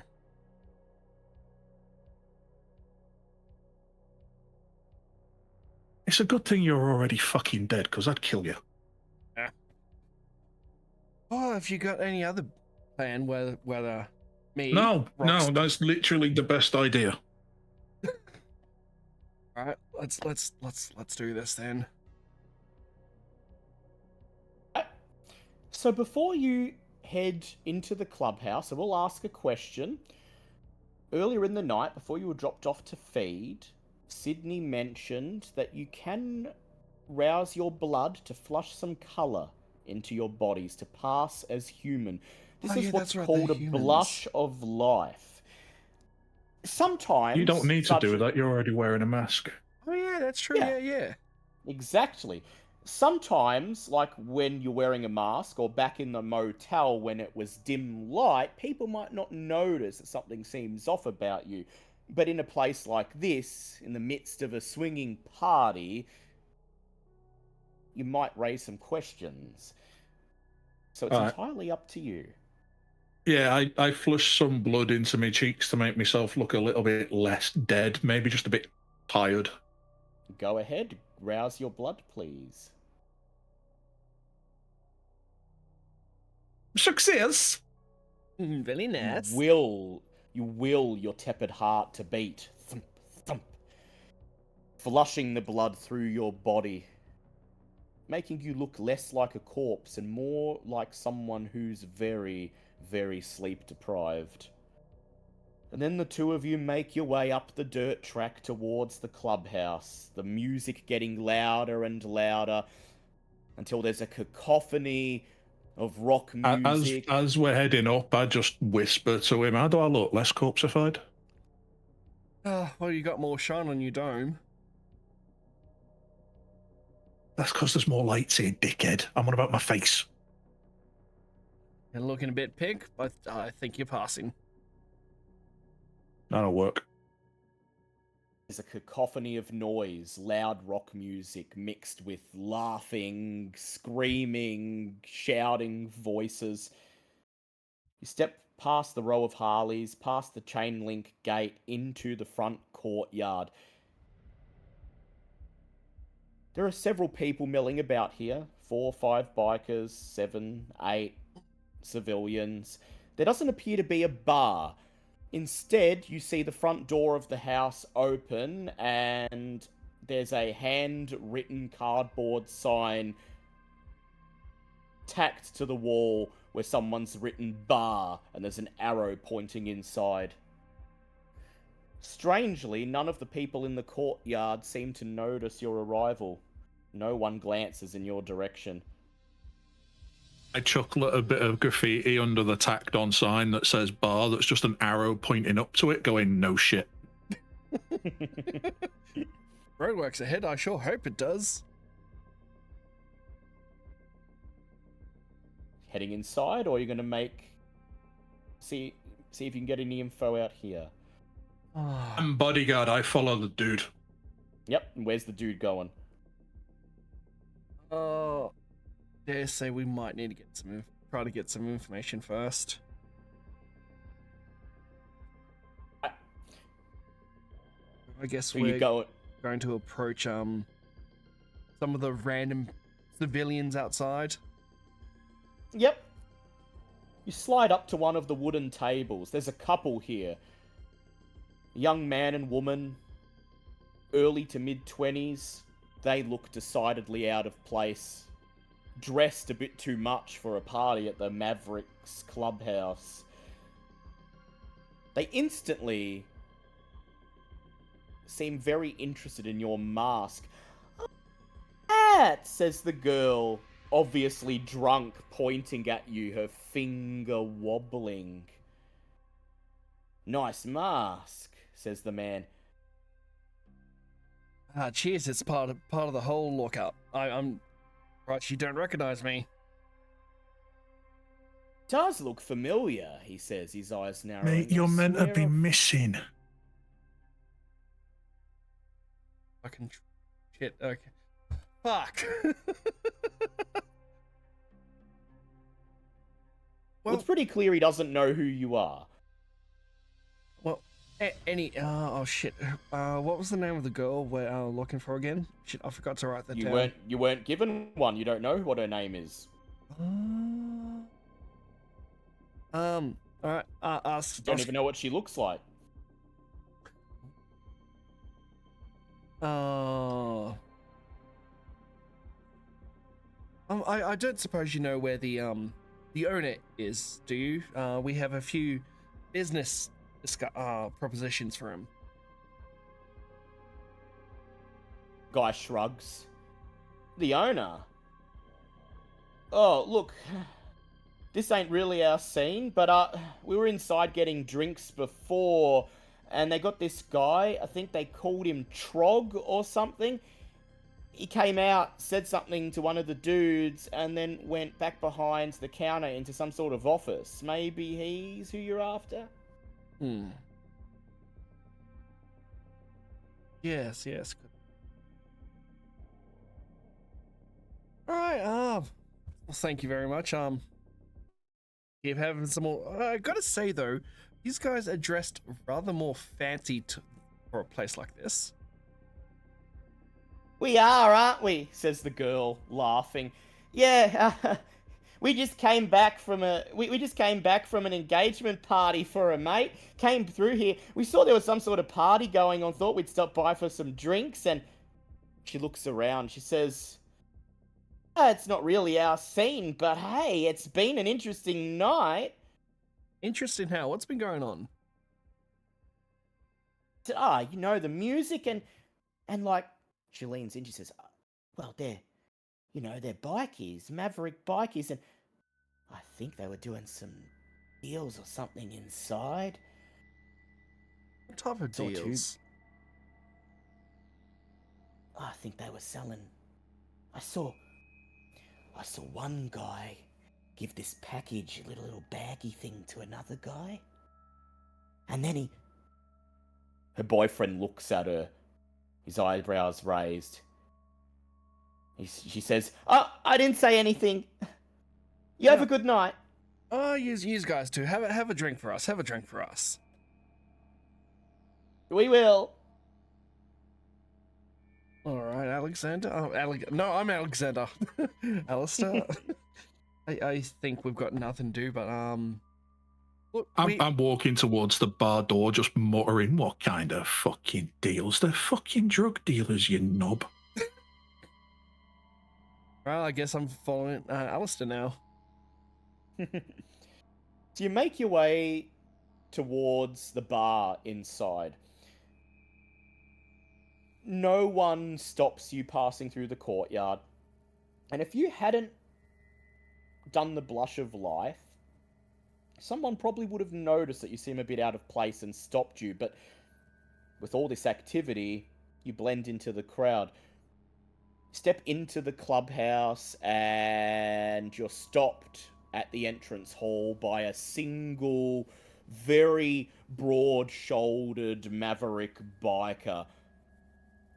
He's a mean-looking son of a bitch. He's got more neck than head, and his hand has more hair on the back of it than the two of you have on your heads combined. Wait, so he looks like a Goomba from the Mario Bros. Movie with Bob Hoskins. Indeed. Well done. Well done. He immediately peers towards Alexander, raises an eyebrow, and smiles. And what the fuck we got here? Fancy dress. Oh, you might say that. Look, we're looking for a bloke named Trog. Ah, Trog. Yeah, he's inside. This is his due tonight. But who Oh. are you again? Ah, my name's Trog don't I have cut him business off with before outsiders. I cut him off before Alexander can say anything patently fucking stupid, and just say, "We're here to talk about a charity fundraiser for the Children's Hospital, and we were told he was someone we could talk to about it." Go ahead and make me a manipulation subterfuge roll. Manipulation is 1, 2, 3. Subterfuge is another 2. One of them is a hunger. I will also, this will be a good time for me to mention that at any time you can do what's called a blood surge, which is where you roll a rouse check, and regardless of if you get hungrier or not, you can add 2 dice to the pool for the current check you're doing. Aha. Okay. Thought I'd throw that out there.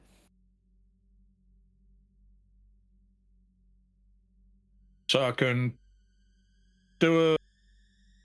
rouse my blood and add 2 dice. Yep, if you'd like to do that. Critical success. Do not get hungrier. 2 more dice to your pool for this check. Oh yeah. My God, that's a handful of die. Oh, there's. Oh shit! I need to print a bigger dice tray. You do get a lot of handfuls in this game. 3 failures, 3 criticals, and a single success. 3 failures, 3 criticals. So those criticals will then become 5 successes. Oh hell yeah! That's more than enough. So you call upon your blood unconsciously as you talk, and it causes your voice to project a certain way, to add a bit more credibility to your words. You suddenly sound more authoritative, more credible. Children's Hospital, he says. Oh fuck, Trog didn't mention anything about that, but I guess we are doing the fundraiser tonight for that poor kid that got run down. Yeah, alright. Look, head inside, go to the bar, and tell Macca that you're here to see Trog. Tell him what you're here for, and he'll let Trog know, come out and see ya. Right, cool. He steps aside, and you walk past into the clubhouse's main area. What was once the lounge room, the living room of this house, has been repurposed. The walls have been knocked down and a big wooden dance floor has been put in, filling most of the area. There's a jukebox at one wall, but it's turned off. Instead, the big black speakers on the opposite wall are booming more rock music. There are strobing, flashing lights. Half of the people in the room are bikers, the other half are random partygoers, all of them dancing, roughhousing, hobnobbing with each other. At the back of the room is the bar, and behind it a big flag taking up the whole wall with a giant Maverick MC logo. Push your way through the dance floor and head to the bar. Behind it, a shorter but surprisingly thin biker leers back at you. His face rat-like, leathery, narrow. We're gonna get ya. You still taking this? We're here to see Trog about fundraiser for kids with arse cancer at the Children's Hospital. Yeah. Yeah, look, I saw Tom wave you in before. So listen, we're doing a fundraiser here tonight. Some poor kid got run down in North Pivot playing cricket on the street, and some maniac came down, ran over him. We're trying to raise money for his family, but Trog didn't mention nothing about no cancer or children's hospital or anything like that. Of course. Oh yeah, not that's because we've come to see if he wants to be involved in an upcoming fundraiser. Right. He peers over at Alexander. And you're, he taps the side of his head. Look, I don't really listen to the sort of shit people listen to these days. Give me a good old classic. Give me the classics, you know? But Mendelssohn, Mozart, Motorhead. Akadaka. No. I'm talking more, I'm talking more along the lines of Akadaka and you know, Barnsey and shit like Barnsey. that. Anyway, Anyway, I pipe up. Well, you can get a broader audience of people with the music I produce. Go ahead and roll your fame for me, please. Ooh. Just 2 dots. It's just 2. Okay. Yeah. 2 successes. Yeah, see what I was getting around to, he says, is I don't listen, right? But I got a teenager, and he listens, and he's got a big fucking poster up in his room with your face on it. Alexander, innit? Yes, but also we're not telling anyone that I'm here at the moment. You got me? Yeah, incognito, right? Yeah. Didn't even hear you was in town. My teenager was saying something about you was coming to town. Told him I'd look for tickets, but fucking forgot.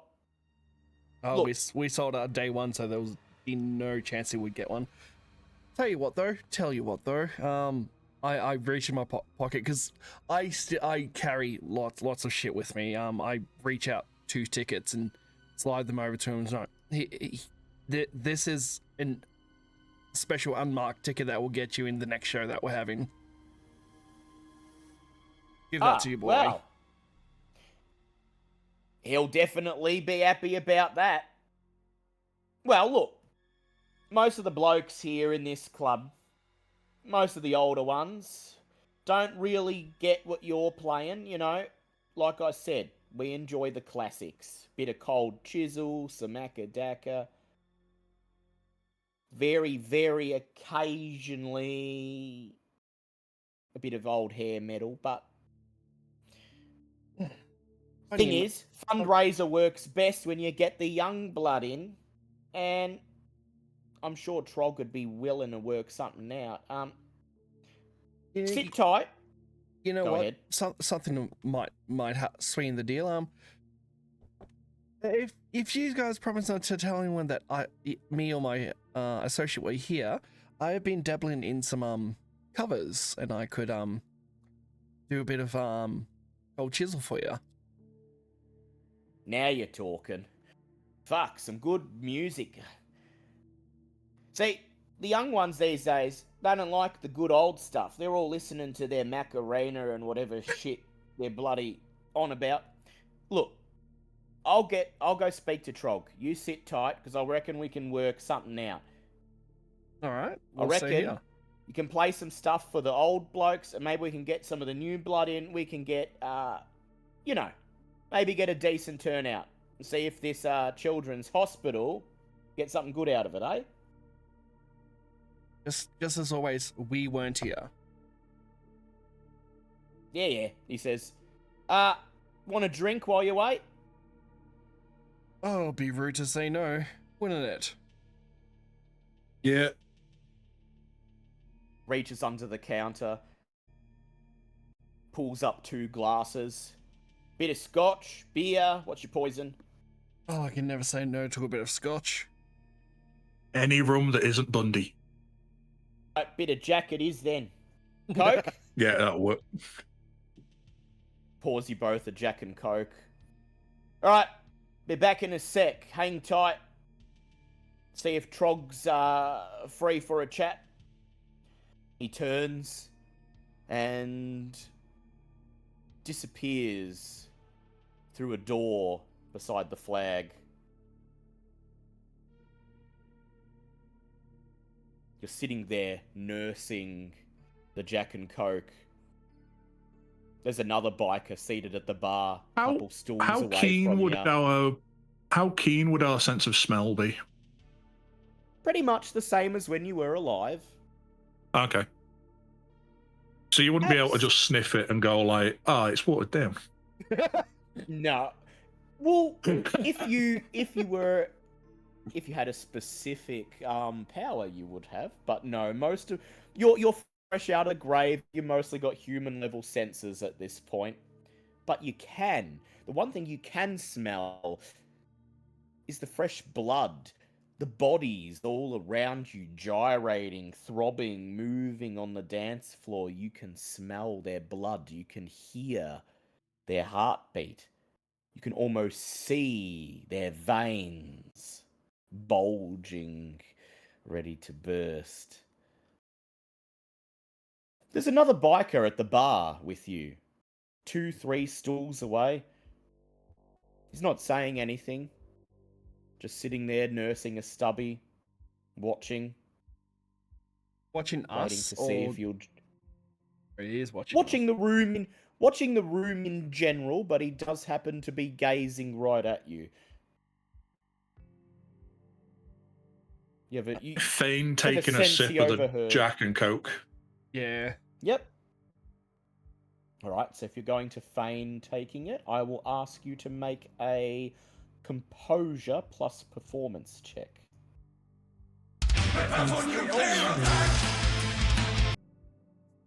3. 3 successes. 3 successes. 3 successes. He waits just long enough to see you raise the glass to your lips and then looks away.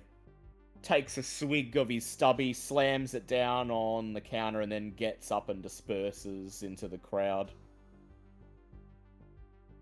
The door behind the bar opens. The wiry bartender steps out. Yeah, Trog's interested. Follow me. Right. After you.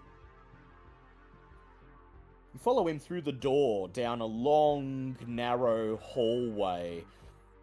It's dark in here, no lights. You pass several doors on the left and right as he takes you to the office. And as you follow him, I'd like you both to make wits awareness checks, please. Wits? Oh. Clicked wrong thing.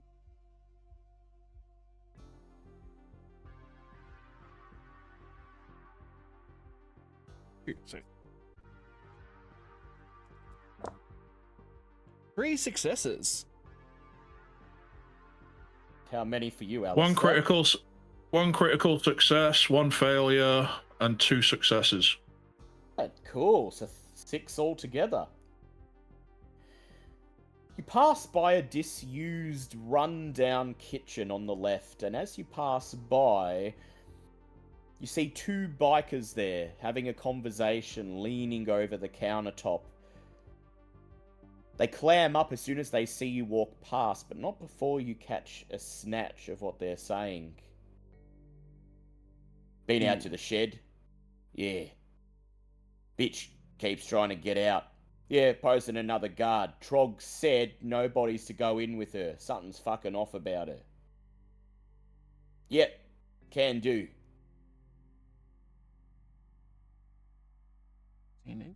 Okay. Finally, you arrive at the end of the hallway. Another door. The bartender raps on it. A voice booms from the other side. Bring him in! Yeah, Trog will see you now. Good luck, he says. He Thank darts you. away. You push open the door and step inside. It's a small, cramped office, just enough room for a single wooden desk. There's a computer on it, turned off, and out in the open, piles of baggies of coke and weed, stacks of cash. You get the sense that Trog is short for troglodyte, because that's what he looks like, reclining in his office chair, feet up on the desk. Take a seat, he says. I hear you've got a proposition for me. Something about Children's Hospital. Fundraiser. Said you can do covers. Said you can do cold chisel. Sure can. Yes, we have been looking to get a fundraiser going because let's face it, there's not enough that the government is putting on. It takes us normal everyday people to help raise money for people. I know what guys are doing tonight, and it is really amazing.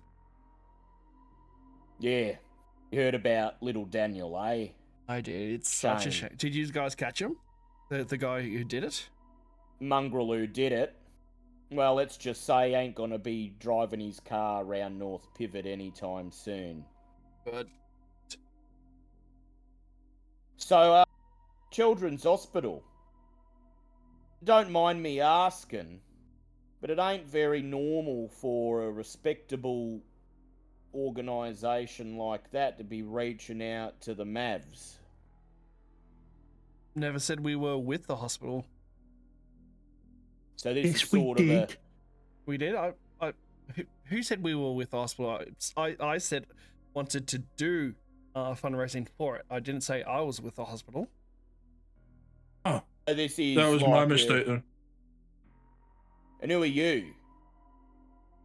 I'm looking after him. Forgive me, but something funny's going on. Because you don't seem to know why you're here, and he don't seem to know who he's working for. Now, I was willing to buy that this is some sort of independent thing, raising money maybe as part of a gig or something like that. Heard you'd come to town to play a few of them, and that you were going to hand it off to the Children's Hospital. I am. Nothing funny going on here. I'm here to organise a little fundraiser, and all monies will go to the hospital. Right. Narrows his eyes, raises an eyebrow. And, tonight of all nights, so just thought you'd rock up, and, since we had a party going on, see if we'd be interested doing another do like this one. Am I following along? Yeah, we saw that there was a party going on. We've been looking for some people to help get behind what we are planning to do, and we approached you. Go ahead and make me a manipulation subterfuge check, please, Alexander. 4. Actually, would I be able to put some performance in that? Because he's a bit of an old person, he may not know the type of music I do, and I want to prove that I'm a capable vocalist. Okay, give me a subterfuge performance check then, please. And since it's music, you can add an extra die. Excellent. So that's 5. Excellent. Come on, don't fuck me up. 2 critical. No, 2 successes. 2 successes. Would you like to spend a willpower to re-roll up to 2 dice? So if you, at any time, it's like pushing in Call of Cthulhu, you can spend willpower and you can re-roll 2 dice, but they can't be hunger dice. Can I use my dice that the cocaine dice to add an extra dice into the? Yes, you can. Yeah, go ahead, roll that. Right. That is a success. So that's 3 successes all up. Which song do you belt off the chorus of? Go Ashes at Dawn. Or is he wanting more Cold Chisel? Something Up that to you. Which one do you think it would work? Actually, yeah. We will go. We'll go some AC/DC to show him that I can do the older stuff that he likes. The expression on his face doesn't change. But he listens, nods along. Well, you're a fucking weirdo, but you can sing, I'll give you that. That's all part of the look, mate. So you're bona fide, I'll give you that. You're not some random come off the street. Obviously you know what you're doing. I'm just confused. See, I didn't hear anything about anyone coming for any proposal of the sort until just before. And at this, he takes his feet off the desk, leans in, lowers his voice to almost a whisper. And we had someone on the phone earlier tonight saying that we should keep our eyes out, that a certain someone might be coming round here, nosing around, trying to find information, find out business that's not fucking theirs. Now, because you did that little performance, and because you've had the balls to walk into me office and lay it all out in front of me, I'm giving you the chance to explain yourselves. But I'll be honest. The moment Macca said someone was here wearing a mask to come to talk to me, along with this fucker dressed like he's going to a fucking conference, the two of you, not known by any of my men, never seen in these parts, I knew something was up. So I'm going to give you this one chance to come clean and tell me why you're really here. Otherwise, you can turn and leave and count yourselves lucky to not have made an enemy of the Mavs tonight.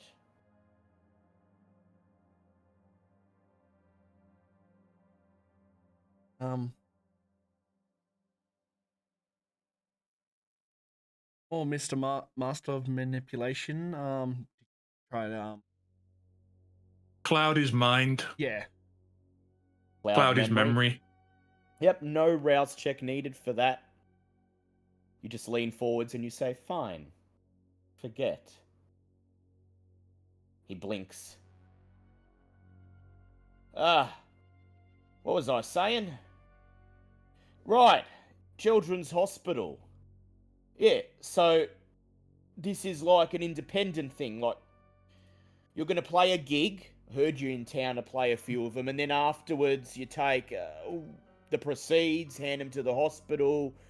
Anonymous donation, yeah? Correct. Is it, as you know, the government normally takes a bit on the side with these. He shrugs. Yeah, look. At first, didn't know whether you were anyone to be worth listening to. Been told to be on the lookout for people asking around where they don't belong of late, but you look like you're on the up and up. So let's talk terms. When are you thinking of doing it? Probably in about a week's time. You know, you got to get the word out. Got to organize the whole thing. You've seen our dance floor out there. You reckon you set up yourself, your band, that enough space? Oh, if we do it here, more than happy to put it on right here. We've got, yep, just print off some flyers, put the word out, and we can do it right here. All right. I'll think about it. Tell you what. Leave your number with Macca there out at the bar. I'll give it a think. Give you a call in a few days, and we'll start to talk about the logistics of it all. I got a few guys, they're good at what they do, can set up the stage, set the whole thing up on the cheap in a single night, pack it back up afterwards, all done, all good. Sorted. I'll probably shoot it off my hand because of claws and whatnot. Wait, Nosferatu's their hands are always like clawed and yada yada yada. They don't have to Not be. always. Always? Okay. Off my hand. He leans forwards, shakes. All right. Enjoy the rest of the party, blokes. Very much. And he gestures at the weed and coke on the desk. And if you're ever interested in a little party favour, you know where to find us. Oh, believe me, I am definitely one to party, and I just tap my nose. I'd believe it. You turn, leave the office, and shut the door behind you. And there's no one to escort you back to the main area.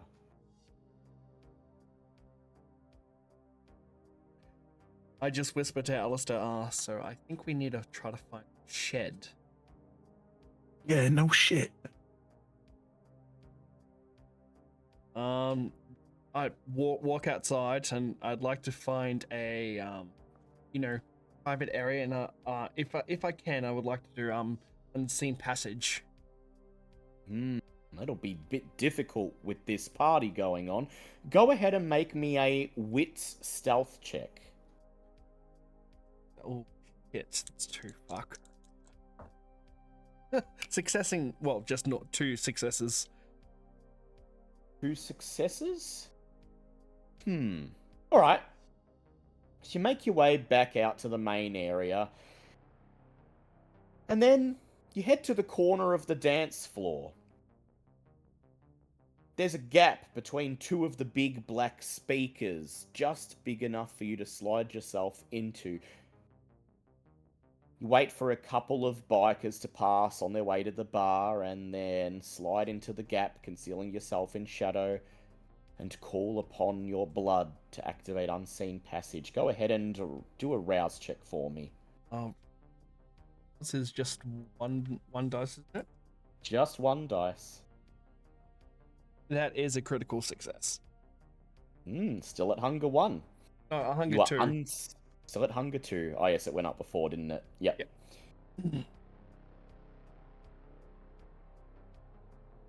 You are hidden. Where would you like to go? With unseen passage, can I still like whisper? You can, but people can possibly hear it. So you still have to whisper, assuming that you will be seen.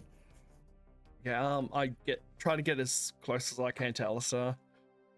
Wait here. Don't browse anyone. Try to look shed.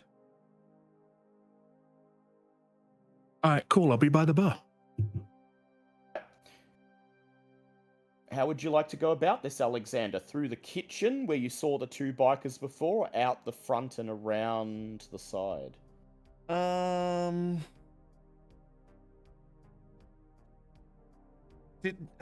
big was the kitchen? About a normal sized kitchen, enough room for you to move through, but if there's anyone in there, you'll have to be very careful because you might bump into them. Whereas if you were to go outside, you'd be able to get to the back of the house easier, but you'd also have to negotiate the crowd. Yeah. I mean, like, is it like a normal house kitchen? Because Yeah. Okay. Normal house kitchen. Okay. And also there'll be. Yeah. Okay. We'll try and navigate people outside. All right. Go ahead and make me a wits stealth check, please. 2 dice. That is 1 crit. I mean, not 1 crit, 1 success. Sorry. 1 success on its own. All right. You step back outside into the courtyard and you see a little path that winds around the side of the house. Begin to make your way through to it, but you have to negotiate the crowd and you jostle between 2 bikies, move past the young couple from before, and just as you make it to the path that leads around the side, you turn the corner and you got 1 success, right? Yeah. 1 success to 2 successes. Oh, shit. Ka-thump! You walk straight into a biker as he's rounding the corner. And this knocks you out of it, yeah? This knocks you out of it. You're standing there right in front of him. Watch where the fuck you going, mate? He says, red in the face, clearly already several drinks down and possibly imbibing some substances. Sorry, mate, just looking for the toilet, and I take on a performance of, like, really drunk. Yeah, go ahead. Make me a charisma performance check. That's 5. That is 3 successes. 3 successes. You're right, mate, he says, slapping you on the back. He steps past you and merges with the crowd. How crowded is it? Like, was it just the biker around there? Yeah, this exactly where you're standing, it's just the biker. Everyone else is a few meters away at this point, back in the courtyard. May I keep doing unseen passage? Yeah, but you'll have to rouse the blood again. Yep. Okay. Success. Success to not get hungrier. You once again pull the darkness around you like a blanket and begin to creep up the path. It leads around the side of the house and into the concreted backyard. Just like the front, fenced in by a chain link fence. It's quieter here. Darker. There's a single light at the back, a single light on the back wall of the house illuminating the whole area. The edges shrouded in shadow. At the very back, there's a single corrugated iron garden shed. And a single biker standing guard in front of it. Surprisingly, he's very openly armed, brandishing a sawn-off shotgun in plain view where anyone could see him holding it. I'll do this with it. Who's in?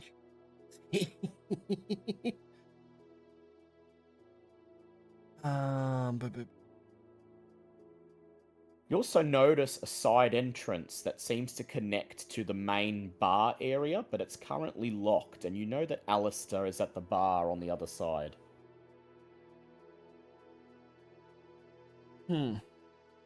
Any ideas, Archer?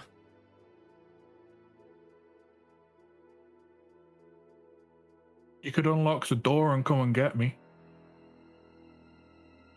Oh, okay. We'll go with that. We'll go with that. Just trying to be Still sneaky, but we hidden. can do that. Yep, you're still hidden. You sneak over to the door, and of course it's locked. But it's a simple enough lock. You might be able to force it. Can you do 2 disciplines at the same time? No, unfortunately. Oh, damn, there goes, Silence of Death. Well, Silence of Death is a passive, and so that one's just always. I think Silence of Death is always active. No, it's not. You have to No. turn it on. Yeah. Yep. So unfortunately, no.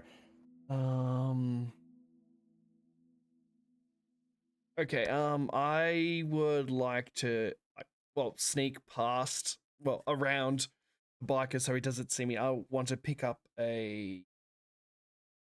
Wait, is it just him around for what I know? Just him. Him, okay. Doesn't seem to be anyone else that you can see. Everyone else is inside or in the courtyard out the front.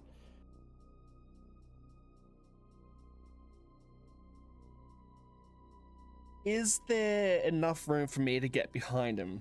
I'm just thinking of getting behind him and feed, because he'll be knocked out from that. You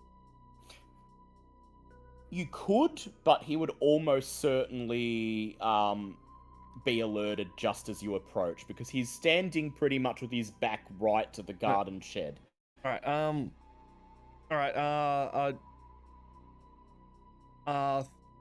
pick up a rock or something and throw it into a bush to distract him. So if he goes to see what it was or something, just something to distract him. Yep. You fetch a rock about the size of your fist off the ground and hurl it past the garden shed at the chain link fence. It rattles, falls down into some overgrowth. "Fuck was that?" says the bikie. He cocks the shotgun, turns, and begins to walk towards the disturbance, his boots crunching on the concrete with each footstep. Alright, there's only limited time. Okay. Get behind him and feed, because there'll be All right. enough room to get behind him. Yep. Alright, go ahead. Make me a dexterity brawl check. Dexterity. I'll give him a penalty because you're obfuscated. And that is 2 crits, so that is the 2 crit one. That becomes 4 successes. So 5 successes. 5 successes. 5 successes to his 4 successes. Well done.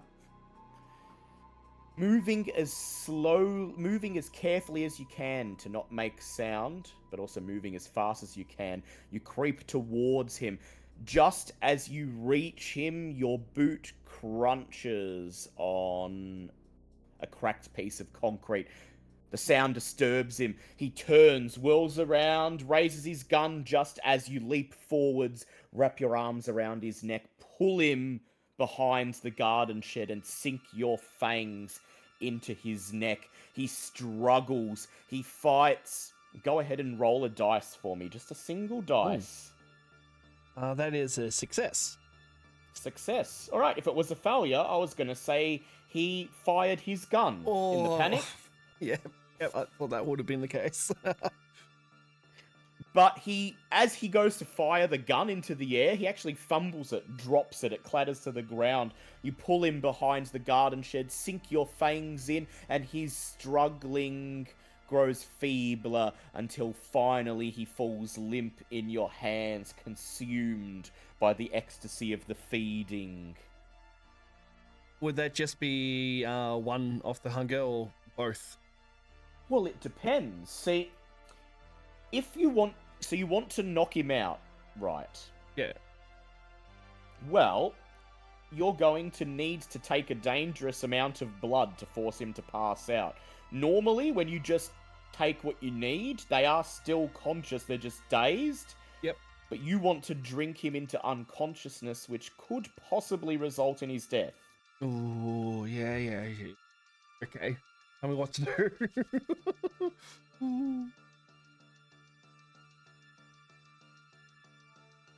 You drink and drink, the purring of the beast growing louder. and louder, and you reach the point where you feel your conscience telling you to pull away, to stop, but no, it won't be enough. If you were to pull away now, he'd be dazed for a few moments, confused, but then he'd recover. He'd call for help, he'd attack, he'd do something. You keep drinking, taking more and more. His heartbeat, you can feel it, growing thinner. Thinner still, weaker and weaker.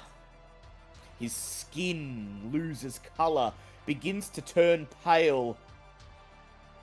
And then you feel him gasp and grow limp. Reduce your hunger to 1. Yeah. You drop him to the floor. Pale. Exsanguinated. I'd like you to go ahead and roll your resolve plus composure for me, please. Oh. Shit. 2. That is a 1, 2, 3, 4 success. 4 successes. He gasps for breath. His breathing is labored, shallow, but he's still alive. He's gonna need medical attention, but he's still alive.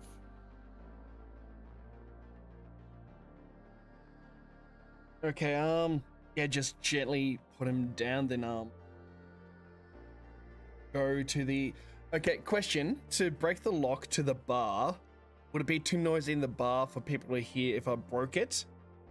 No, there's music going on in there. You could just smash it if you wanted to. Alright, yeah, we'll do that. Alright, give me a strength brawl check, please. Drop... Oh, there. And you do get a extra dice to that from your cocaine as well. Oh, I already used that one when we were talking to Trog. No, it's oh yeah, and you've already fed. Yep, so you no longer have. Yep. So what? Roll 3. Ooh, 3 successes. 3 successes. It's a shitty little padlock. You pull on it, and it doesn't budge, but then you remember you're a vampire, and you feel that if you were to rouse the blood a little bit, you'd be able to rip it off. Would you like to do that and make a rouse check? Yeah, well, that is a fail. So the hunger I just lost, I gained again. The beast roars with anger, and you let that anger surge through you as you wrench the padlock right off the door and rip the door slightly out of frame as well. Oh dear. But thankfully nobody notices. Except for Aleister on the other side, who sees the door just to the side of the bar shake and snap open. Just a centimeter. I look at him, gesture him, going, come on. I made my way over and through the door. Yep. Sneaking out when no one can see you in the chaos of the party. The first thing you see is blood dribbling from Alexander's mouth down his chin, and the crumpled form of the guard wedged behind the garden shed. The guy is still alive. I didn't kill him.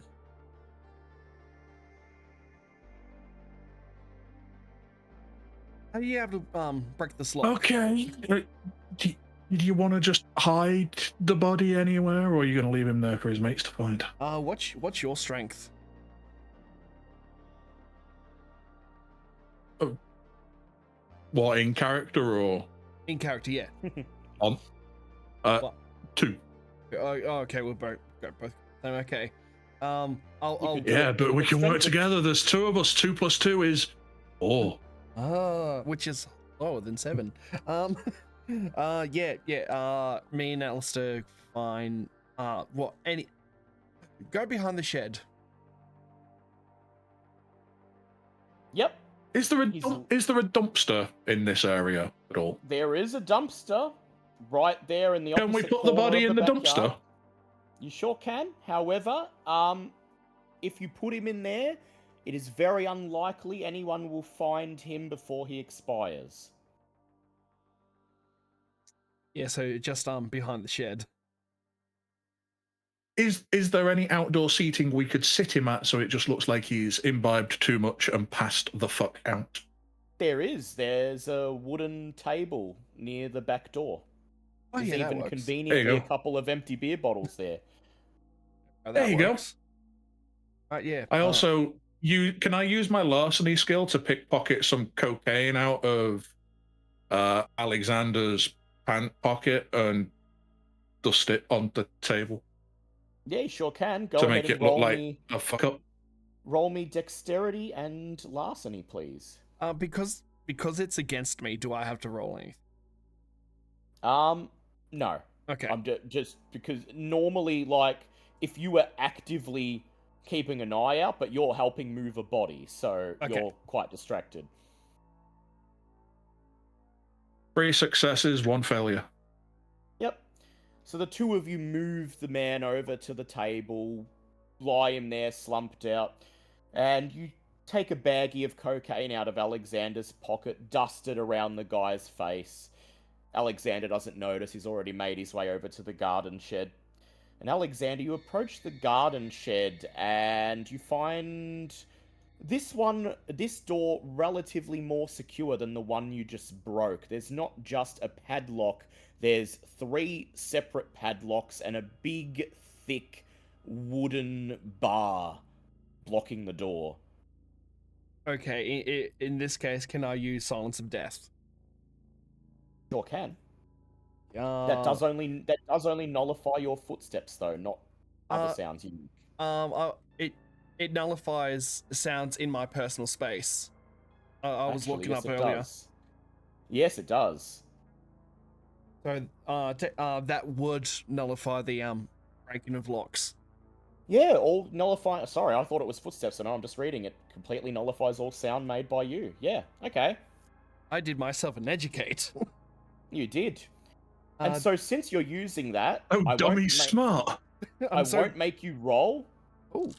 Oh, I won't make you roll because you can hammer at these locks as long as you like. No one will hear. Do I need to do a rouse check though? No, not for Silence of Death because it's a level 1 discipline. So that one's sick. just free. You can use it whenever you like. Yeah. That said, if you would like, you can make a rouse check to quickly smash the locks. Otherwise, I'll make a note that it might take a long time. Yeah, well, yeah, okay, we'll do a rouse for a success. Success, don't get hungrier. The first thing you do is before I do that, sorry, can I wipe the blood away from off me? Oh, of course. The first thing you do is whoosh, karate chop the wooden bar. It snaps, falls to the ground, and then feeling the blood surge through you, reach out, grab each of the padlocks, one in each hand, to just yank them off. Yeah. Shed door swings open, and on the other side, lying in a bundle at your feet, is the girl. She's young. Conscious no or older unconscious? than... You're not quite sure. She's lying in a heap, feebly stirring. Her blonde hair messed around her face, her skin covered in scratches, blood, and dirt. As you approach, she whimpers. You don't know who this Dino guy is, but it's clear that he's already done a number on her. And if you don't rescue her now, when he returns, he'll do even more. Yeah, go. Sorry, go. She looks up at you. Her I blue eyes wide in terror. Before She's she young. freaks out, I immediately whisper to her, "It's okay. Jack sent us." Sorry, not Jack. Jake. Yeah. As soon as you say his name, her eyes, still quite terrified, relax ever so slightly. She looks up at you, trembling. "Blood! Give me blood! Please. Now she's can't. she's just a ghoul, isn't she? When you place your hand on her, you can certainly feel a heartbeat. She's not a vampire. All right. She's a ghoul. That's not my place. Look, I'm here with a friend. We're here to get you out of here. Are you able to stand up? Just out winces. of character question, what would Yeah. happen if we did give her blood? Well, it's only one feeding, so she wouldn't be completely bound to you, but she would be slightly bound to you. And I feel like that would lock us up. And she's and you know that she's only recently been made a ghoul, so out of character, it's not entirely clear whether she's been given enough doses of blood to be fully bloodbound yet to her current master. What was that, Archer? It's not worth the risk. Yeah, definitely not worth it. It's okay. We'll get you to Jack soon, and then he can give some. Okay? Can you stand? Give me a charisma and actually give me a composure plus persuasion check, please.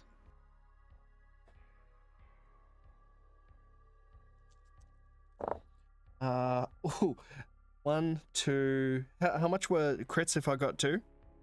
So if you get 2 crits, it turns into 4 successes. So 6 Yeah, successes. plus 4 for each pair. Alright. So 6.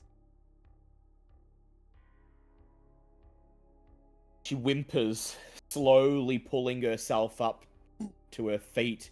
Immediately, she stumbles forwards and ends up in your arms.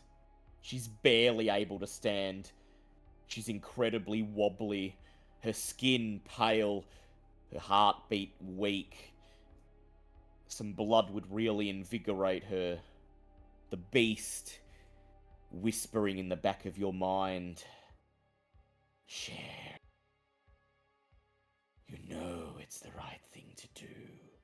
Give her the gift of life. Oh, I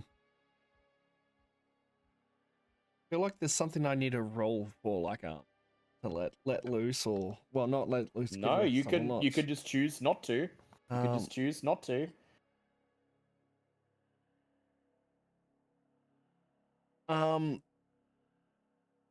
Please, she says one more time, looking into your eyes. Blood! I can walk if I have blood! Back here, I put my I slash across my wrist and just put it in front of her. Give me a rouse check. It's a failure. I'll take the 1 hit of hunger. You get hungrier.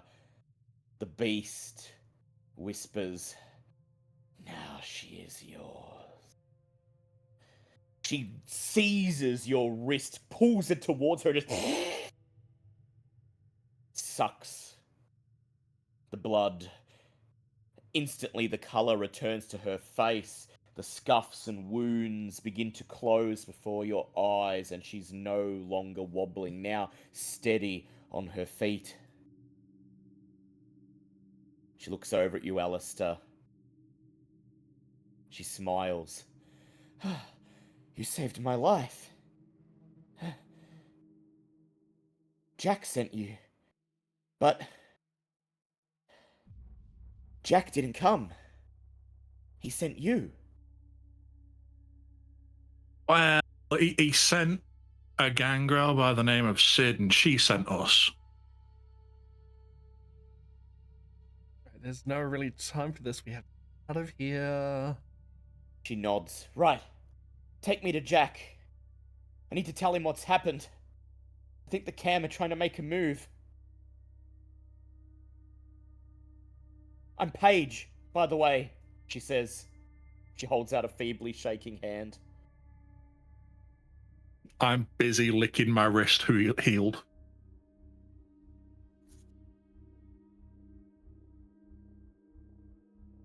So Alexander takes her by the hand. Yeah. Yeah. How you gonna get her out?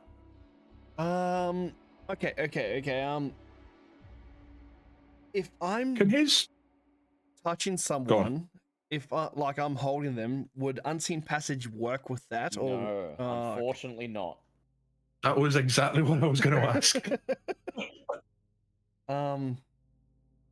Okay. Here's a plan. Because Paige would be in my personal bubble. Silence of Death, You can do that. and Alistair, you move in a different direction of me. Yeah, And I'll like, just go through. I'll just go back through the bar and say you're in the shitter and I'm waiting for you. no, because we'd have to go around back. I wouldn't say through the bar. Actually, Yeah, but if I go through the bar, I can distract them and keep them away from you. yeah, but there's a lot of people outside as well. That is true. What's behind the club? Behind the club, there is a chain link fence, and beyond that, just trees. Just bushland. Can we hop the fence? You can, but there are spirals of barbed wire lining the top. I take off my suit jacket, throw it over the top, and we can hop the fence. All right. Bye-bye suit jacket. You weep a little. Criminal shit, thinking criminal ways. Yeah. All right. Go ahead and make me, the two of you, a stamina plus athletics check. Don't forget you can rouse the blood if you'd like a boost of 2 dice. Is 3 successes. 3 successes. 2 critical successes and a success, so 5 successes. Fantastic. You weep a little as you lose the jacket. Getting over the fence is easier than you thought, even with Paige in tow. Now that she's been given blood, she can move almost as fast as you can. It's with almost superhuman speed and strength that she scales the chain link fence, slides over the other side, and then you join her. Just make sure, Alistair, you take your jacket off carefully. No, you don't want anyone finding the jacket or anything ripped. I take the jacket, just shredding it and dump it in the nearest bin when we find one. Yep. And then Alexander takes Paige by the hand and you run into the bushland. The sound of the party recedes into the distance behind you, and you see a dirt road behind the tree line. You're nearly free, and then you hear the sound of a gun being cocked. Drop the girl, leave her, stay where you are. Single maverick steps out of the trees, hunting rifle in his hands, trained right on the girl's head. You leave her and take a step back, or I'll pop her. A little bit of cloud mine time. Cloud memory. Cloud memory. Make it unseen.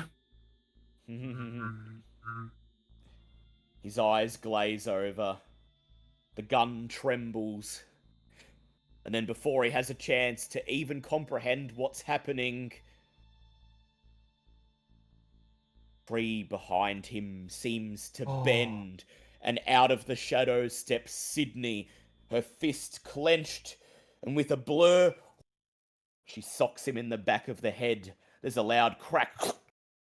He falls forwards and hits the dirt, his neck bent at a 90-degree angle. Oh, yeah. Happened to not killing anyone. It was self-defense, she says. You punched him in the back of the face. Come on. You guys had all the fun. Let me cut loose as well. Her eyes gleam with glee. I'm good dog. Don't mind me a sec, she says. She kneels over, hoists him up over her shoulders. Done a lot of work tonight. Bit peckish. What have you done? We've done all the work. I was securing our escape route, she says. And I've she picked up the hunting rifle just so it's not left lying around. Good And thinking. because hunting rifle. Yep.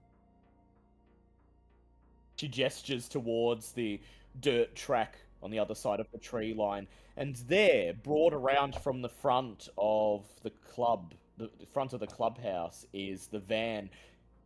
And beyond the van, 2 Harley Davidsons lying on their sides in the dirt. 2 unconscious, whimpering bikies lying in heaps next to them. You don't want to eat them, do they smell off or something? Try not to eat humans when I can help it. But since this one's gonna have to be disposed of, waste not, want not, she says. And they'll never pin it on me. I'm just passing through. She gestures towards the van. Buckle in. Let's turn this shit in and get paid for a job well done. Yeah. And then, the van, with all of you aboard, Paige, resting her head on Aleister's shoulder, screams off into the night.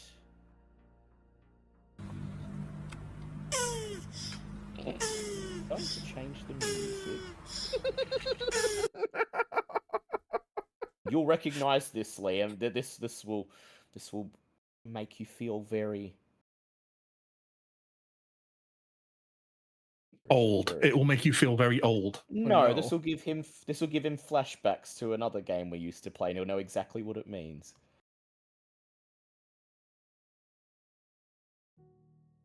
Oh God.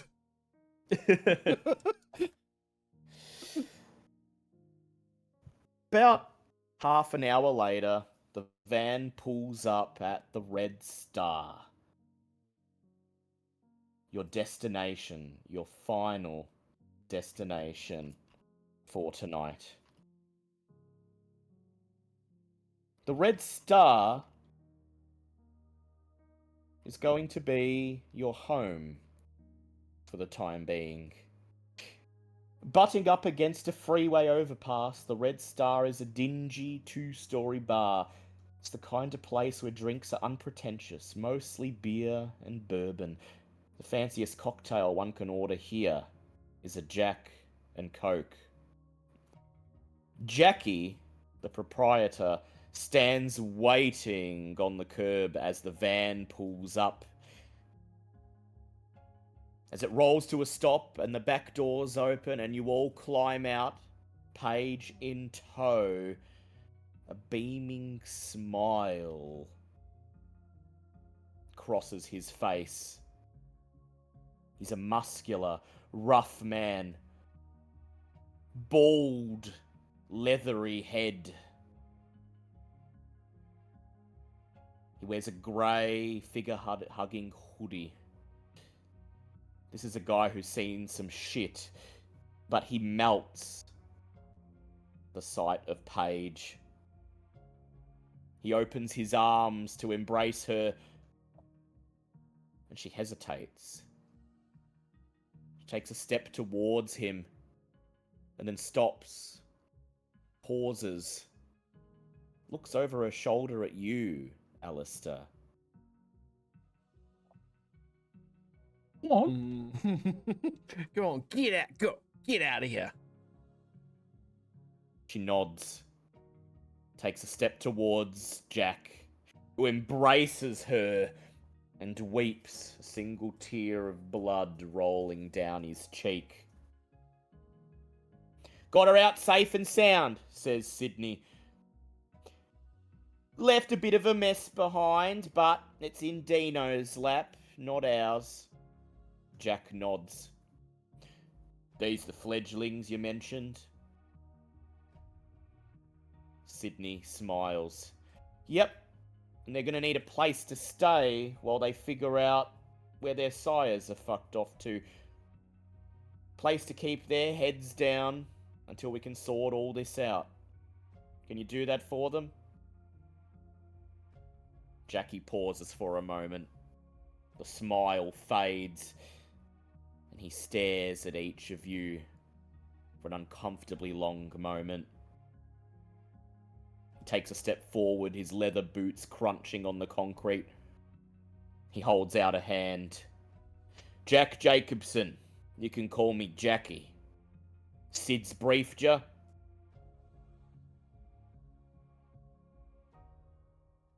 Yep.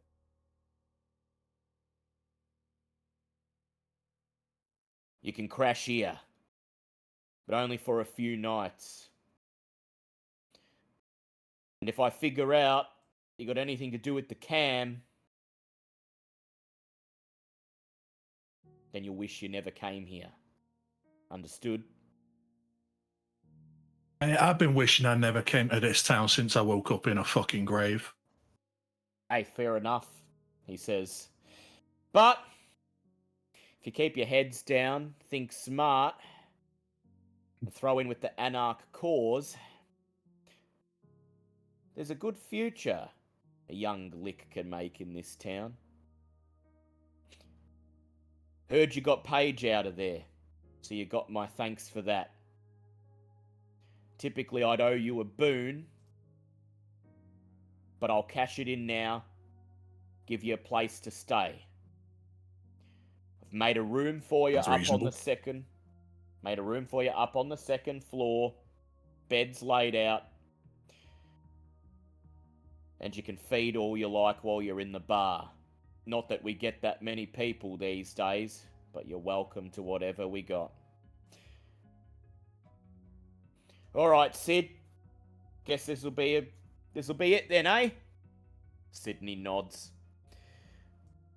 She turns to the two of you, and she says, well, I've done my part.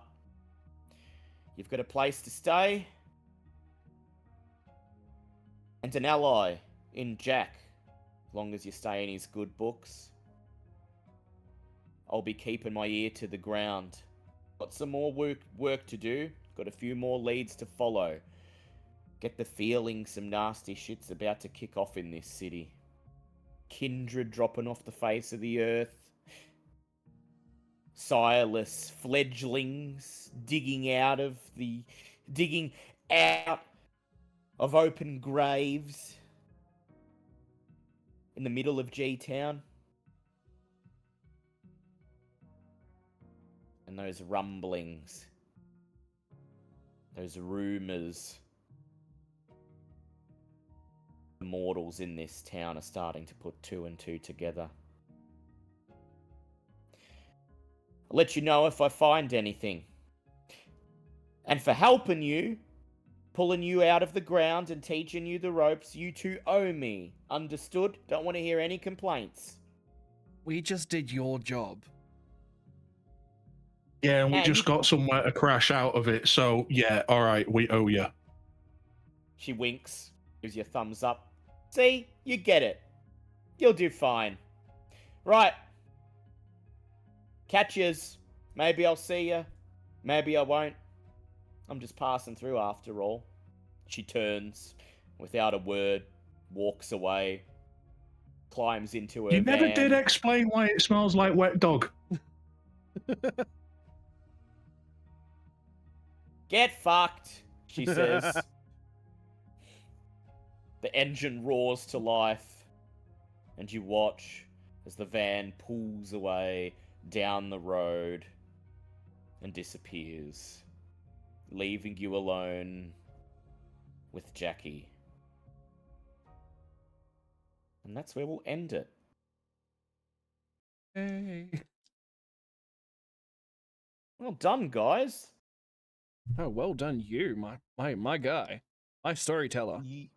You managed to learn the ropes of how to feed, got a quick rundown of the rules, went on your first hunt, did a job, did a favor for Jackie, and secured a temporary haven, a base of operations that you can call And- home until we and solve the maybe mystery Nick of the your Ghoul. sires. Yep. And maybe Nick de Ghoul, yes, don't forget that. She seemed a bit hesitant to return to her master after that, and I've made a note that Paige has taken 1 level of blood bond from you,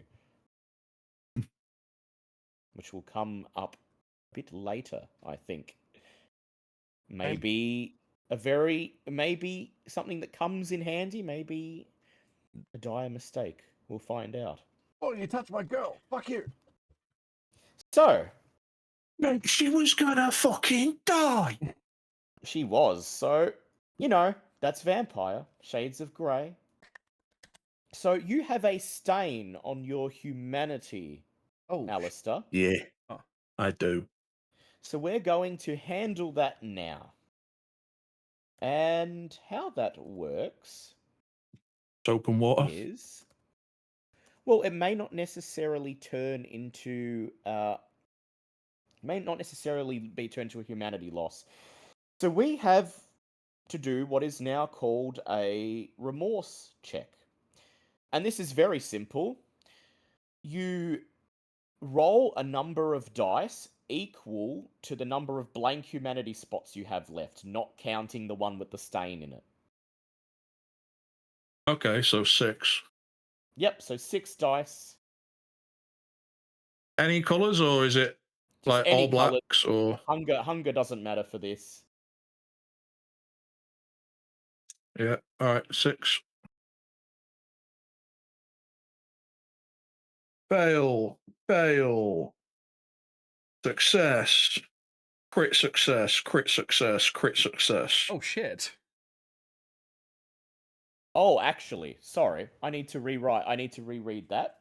So what's going to happen is so your humanity is so what is your humanity currently at? I think it should Stained or be unstained? not counting the stain. It should be 7? 6. 6. Okay. So what you do then is it's actually so we take away the 6 and the stain, so you're rolling 2 dice. Oh, okay. Yeah. Sorry. I got it mixed up with a previous edition's version. Crit Still only need success one. and a success. That's fine. It means you've felt enough guilt, shame, or remorse, or have just happened to justify in your head what you did, and your humanity will not drop. Oh yay. And it stays at humanity 6. Generally, how this works is the less humanity you have, the easier it is. Oh, sorry, no, yeah, casting. not including the stain. It was humanity 7, so should it have been 3 die? So if you've got humanity 7 and the 1 stain, it would be so the humanity bar is 10. So 7. So yeah, still 2 die because 7. Okay. Yeah, so go 1, 2, 3, 4, so 5, 7, and then the stain. Yes, it'd be 2 die. So it's the number of spaces in between the stain and the filled humanity track. So in this case, it would be 2. Yeah, okay. And how it's supposed to work is the lower your humanity is, the more dice you roll, so the easier it is to pass the checks. Yeah. Because the more horrific things you do, the less you care. Of a monster you are. Yeah. Yes, and the easier it is to justify. Yeah. But Alright, you're that a makes hard sense. guy. You're a criminal. You've seen some things in your life, and He only you broke didn't a rib. kill- It's not like it's not like I told him to kill her. precisely. So you each gain 3 experience points. Oh. So Where do we mark put them on your that? sheet. Where do we Oh, put there we go. them? So on the At the very second bottom. page, bottom left, just put Oh shit! Yeah, there we go. just put 3 Total under total. 3. Yep. I don't think 3 is enough to buy anything, but feel free to check the book. That's actually, yeah, that's a really cool way of tracking it. Actually, I like that. Yeah. Experience costs are on page 137 of the book. Do I get my willpower back? Your willpower comes back now. Yes.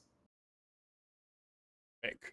So normally you recover an amount of willpower damage equal to your resolve or composure, whichever is higher. But you only took 1 point, so you're just going to go back up anyway. Yep. Yep. And neither of you took any physical damage, so all good. That was session 0.5 of Vampire. I am really liking the Nosferatu Silence of Death and Unseen Passage. It's really good Yes, it abilities. is very useful. You do also have Bond I need to keep Famulus. writing up. I need to keep writing up the background for this character because I completely forgotten until I just checked lower down on my thing. I'd made him an alcoholic. Oh, wow. Yeah, well, good thing this is not session 1, so we can actually do that. We can And that he's actually got take that into contacts and account. allies from the criminal underworld that I Yeah. need to sort out as well. Yeah. Yeah, they wouldn't have really come into play this session, but that's fine because this was only session 0.5. And yeah, 3 experience is only enough to buy 1 dot in a skill you don't have, so you can do that or you can bank it. Yeah, I'll bank it. I'll bank it for now. Yep, it is also enough to buy a single dot of an advantage. Advantage? Yeah, so your merits, your flaws and backgrounds. Your Oh, merits and backgrounds. yep. A single dot of them is worth 3 experience. But don't just get anyone. If you do pick one, tell me which one you want to get first, because some of them I will say no, you can't buy that.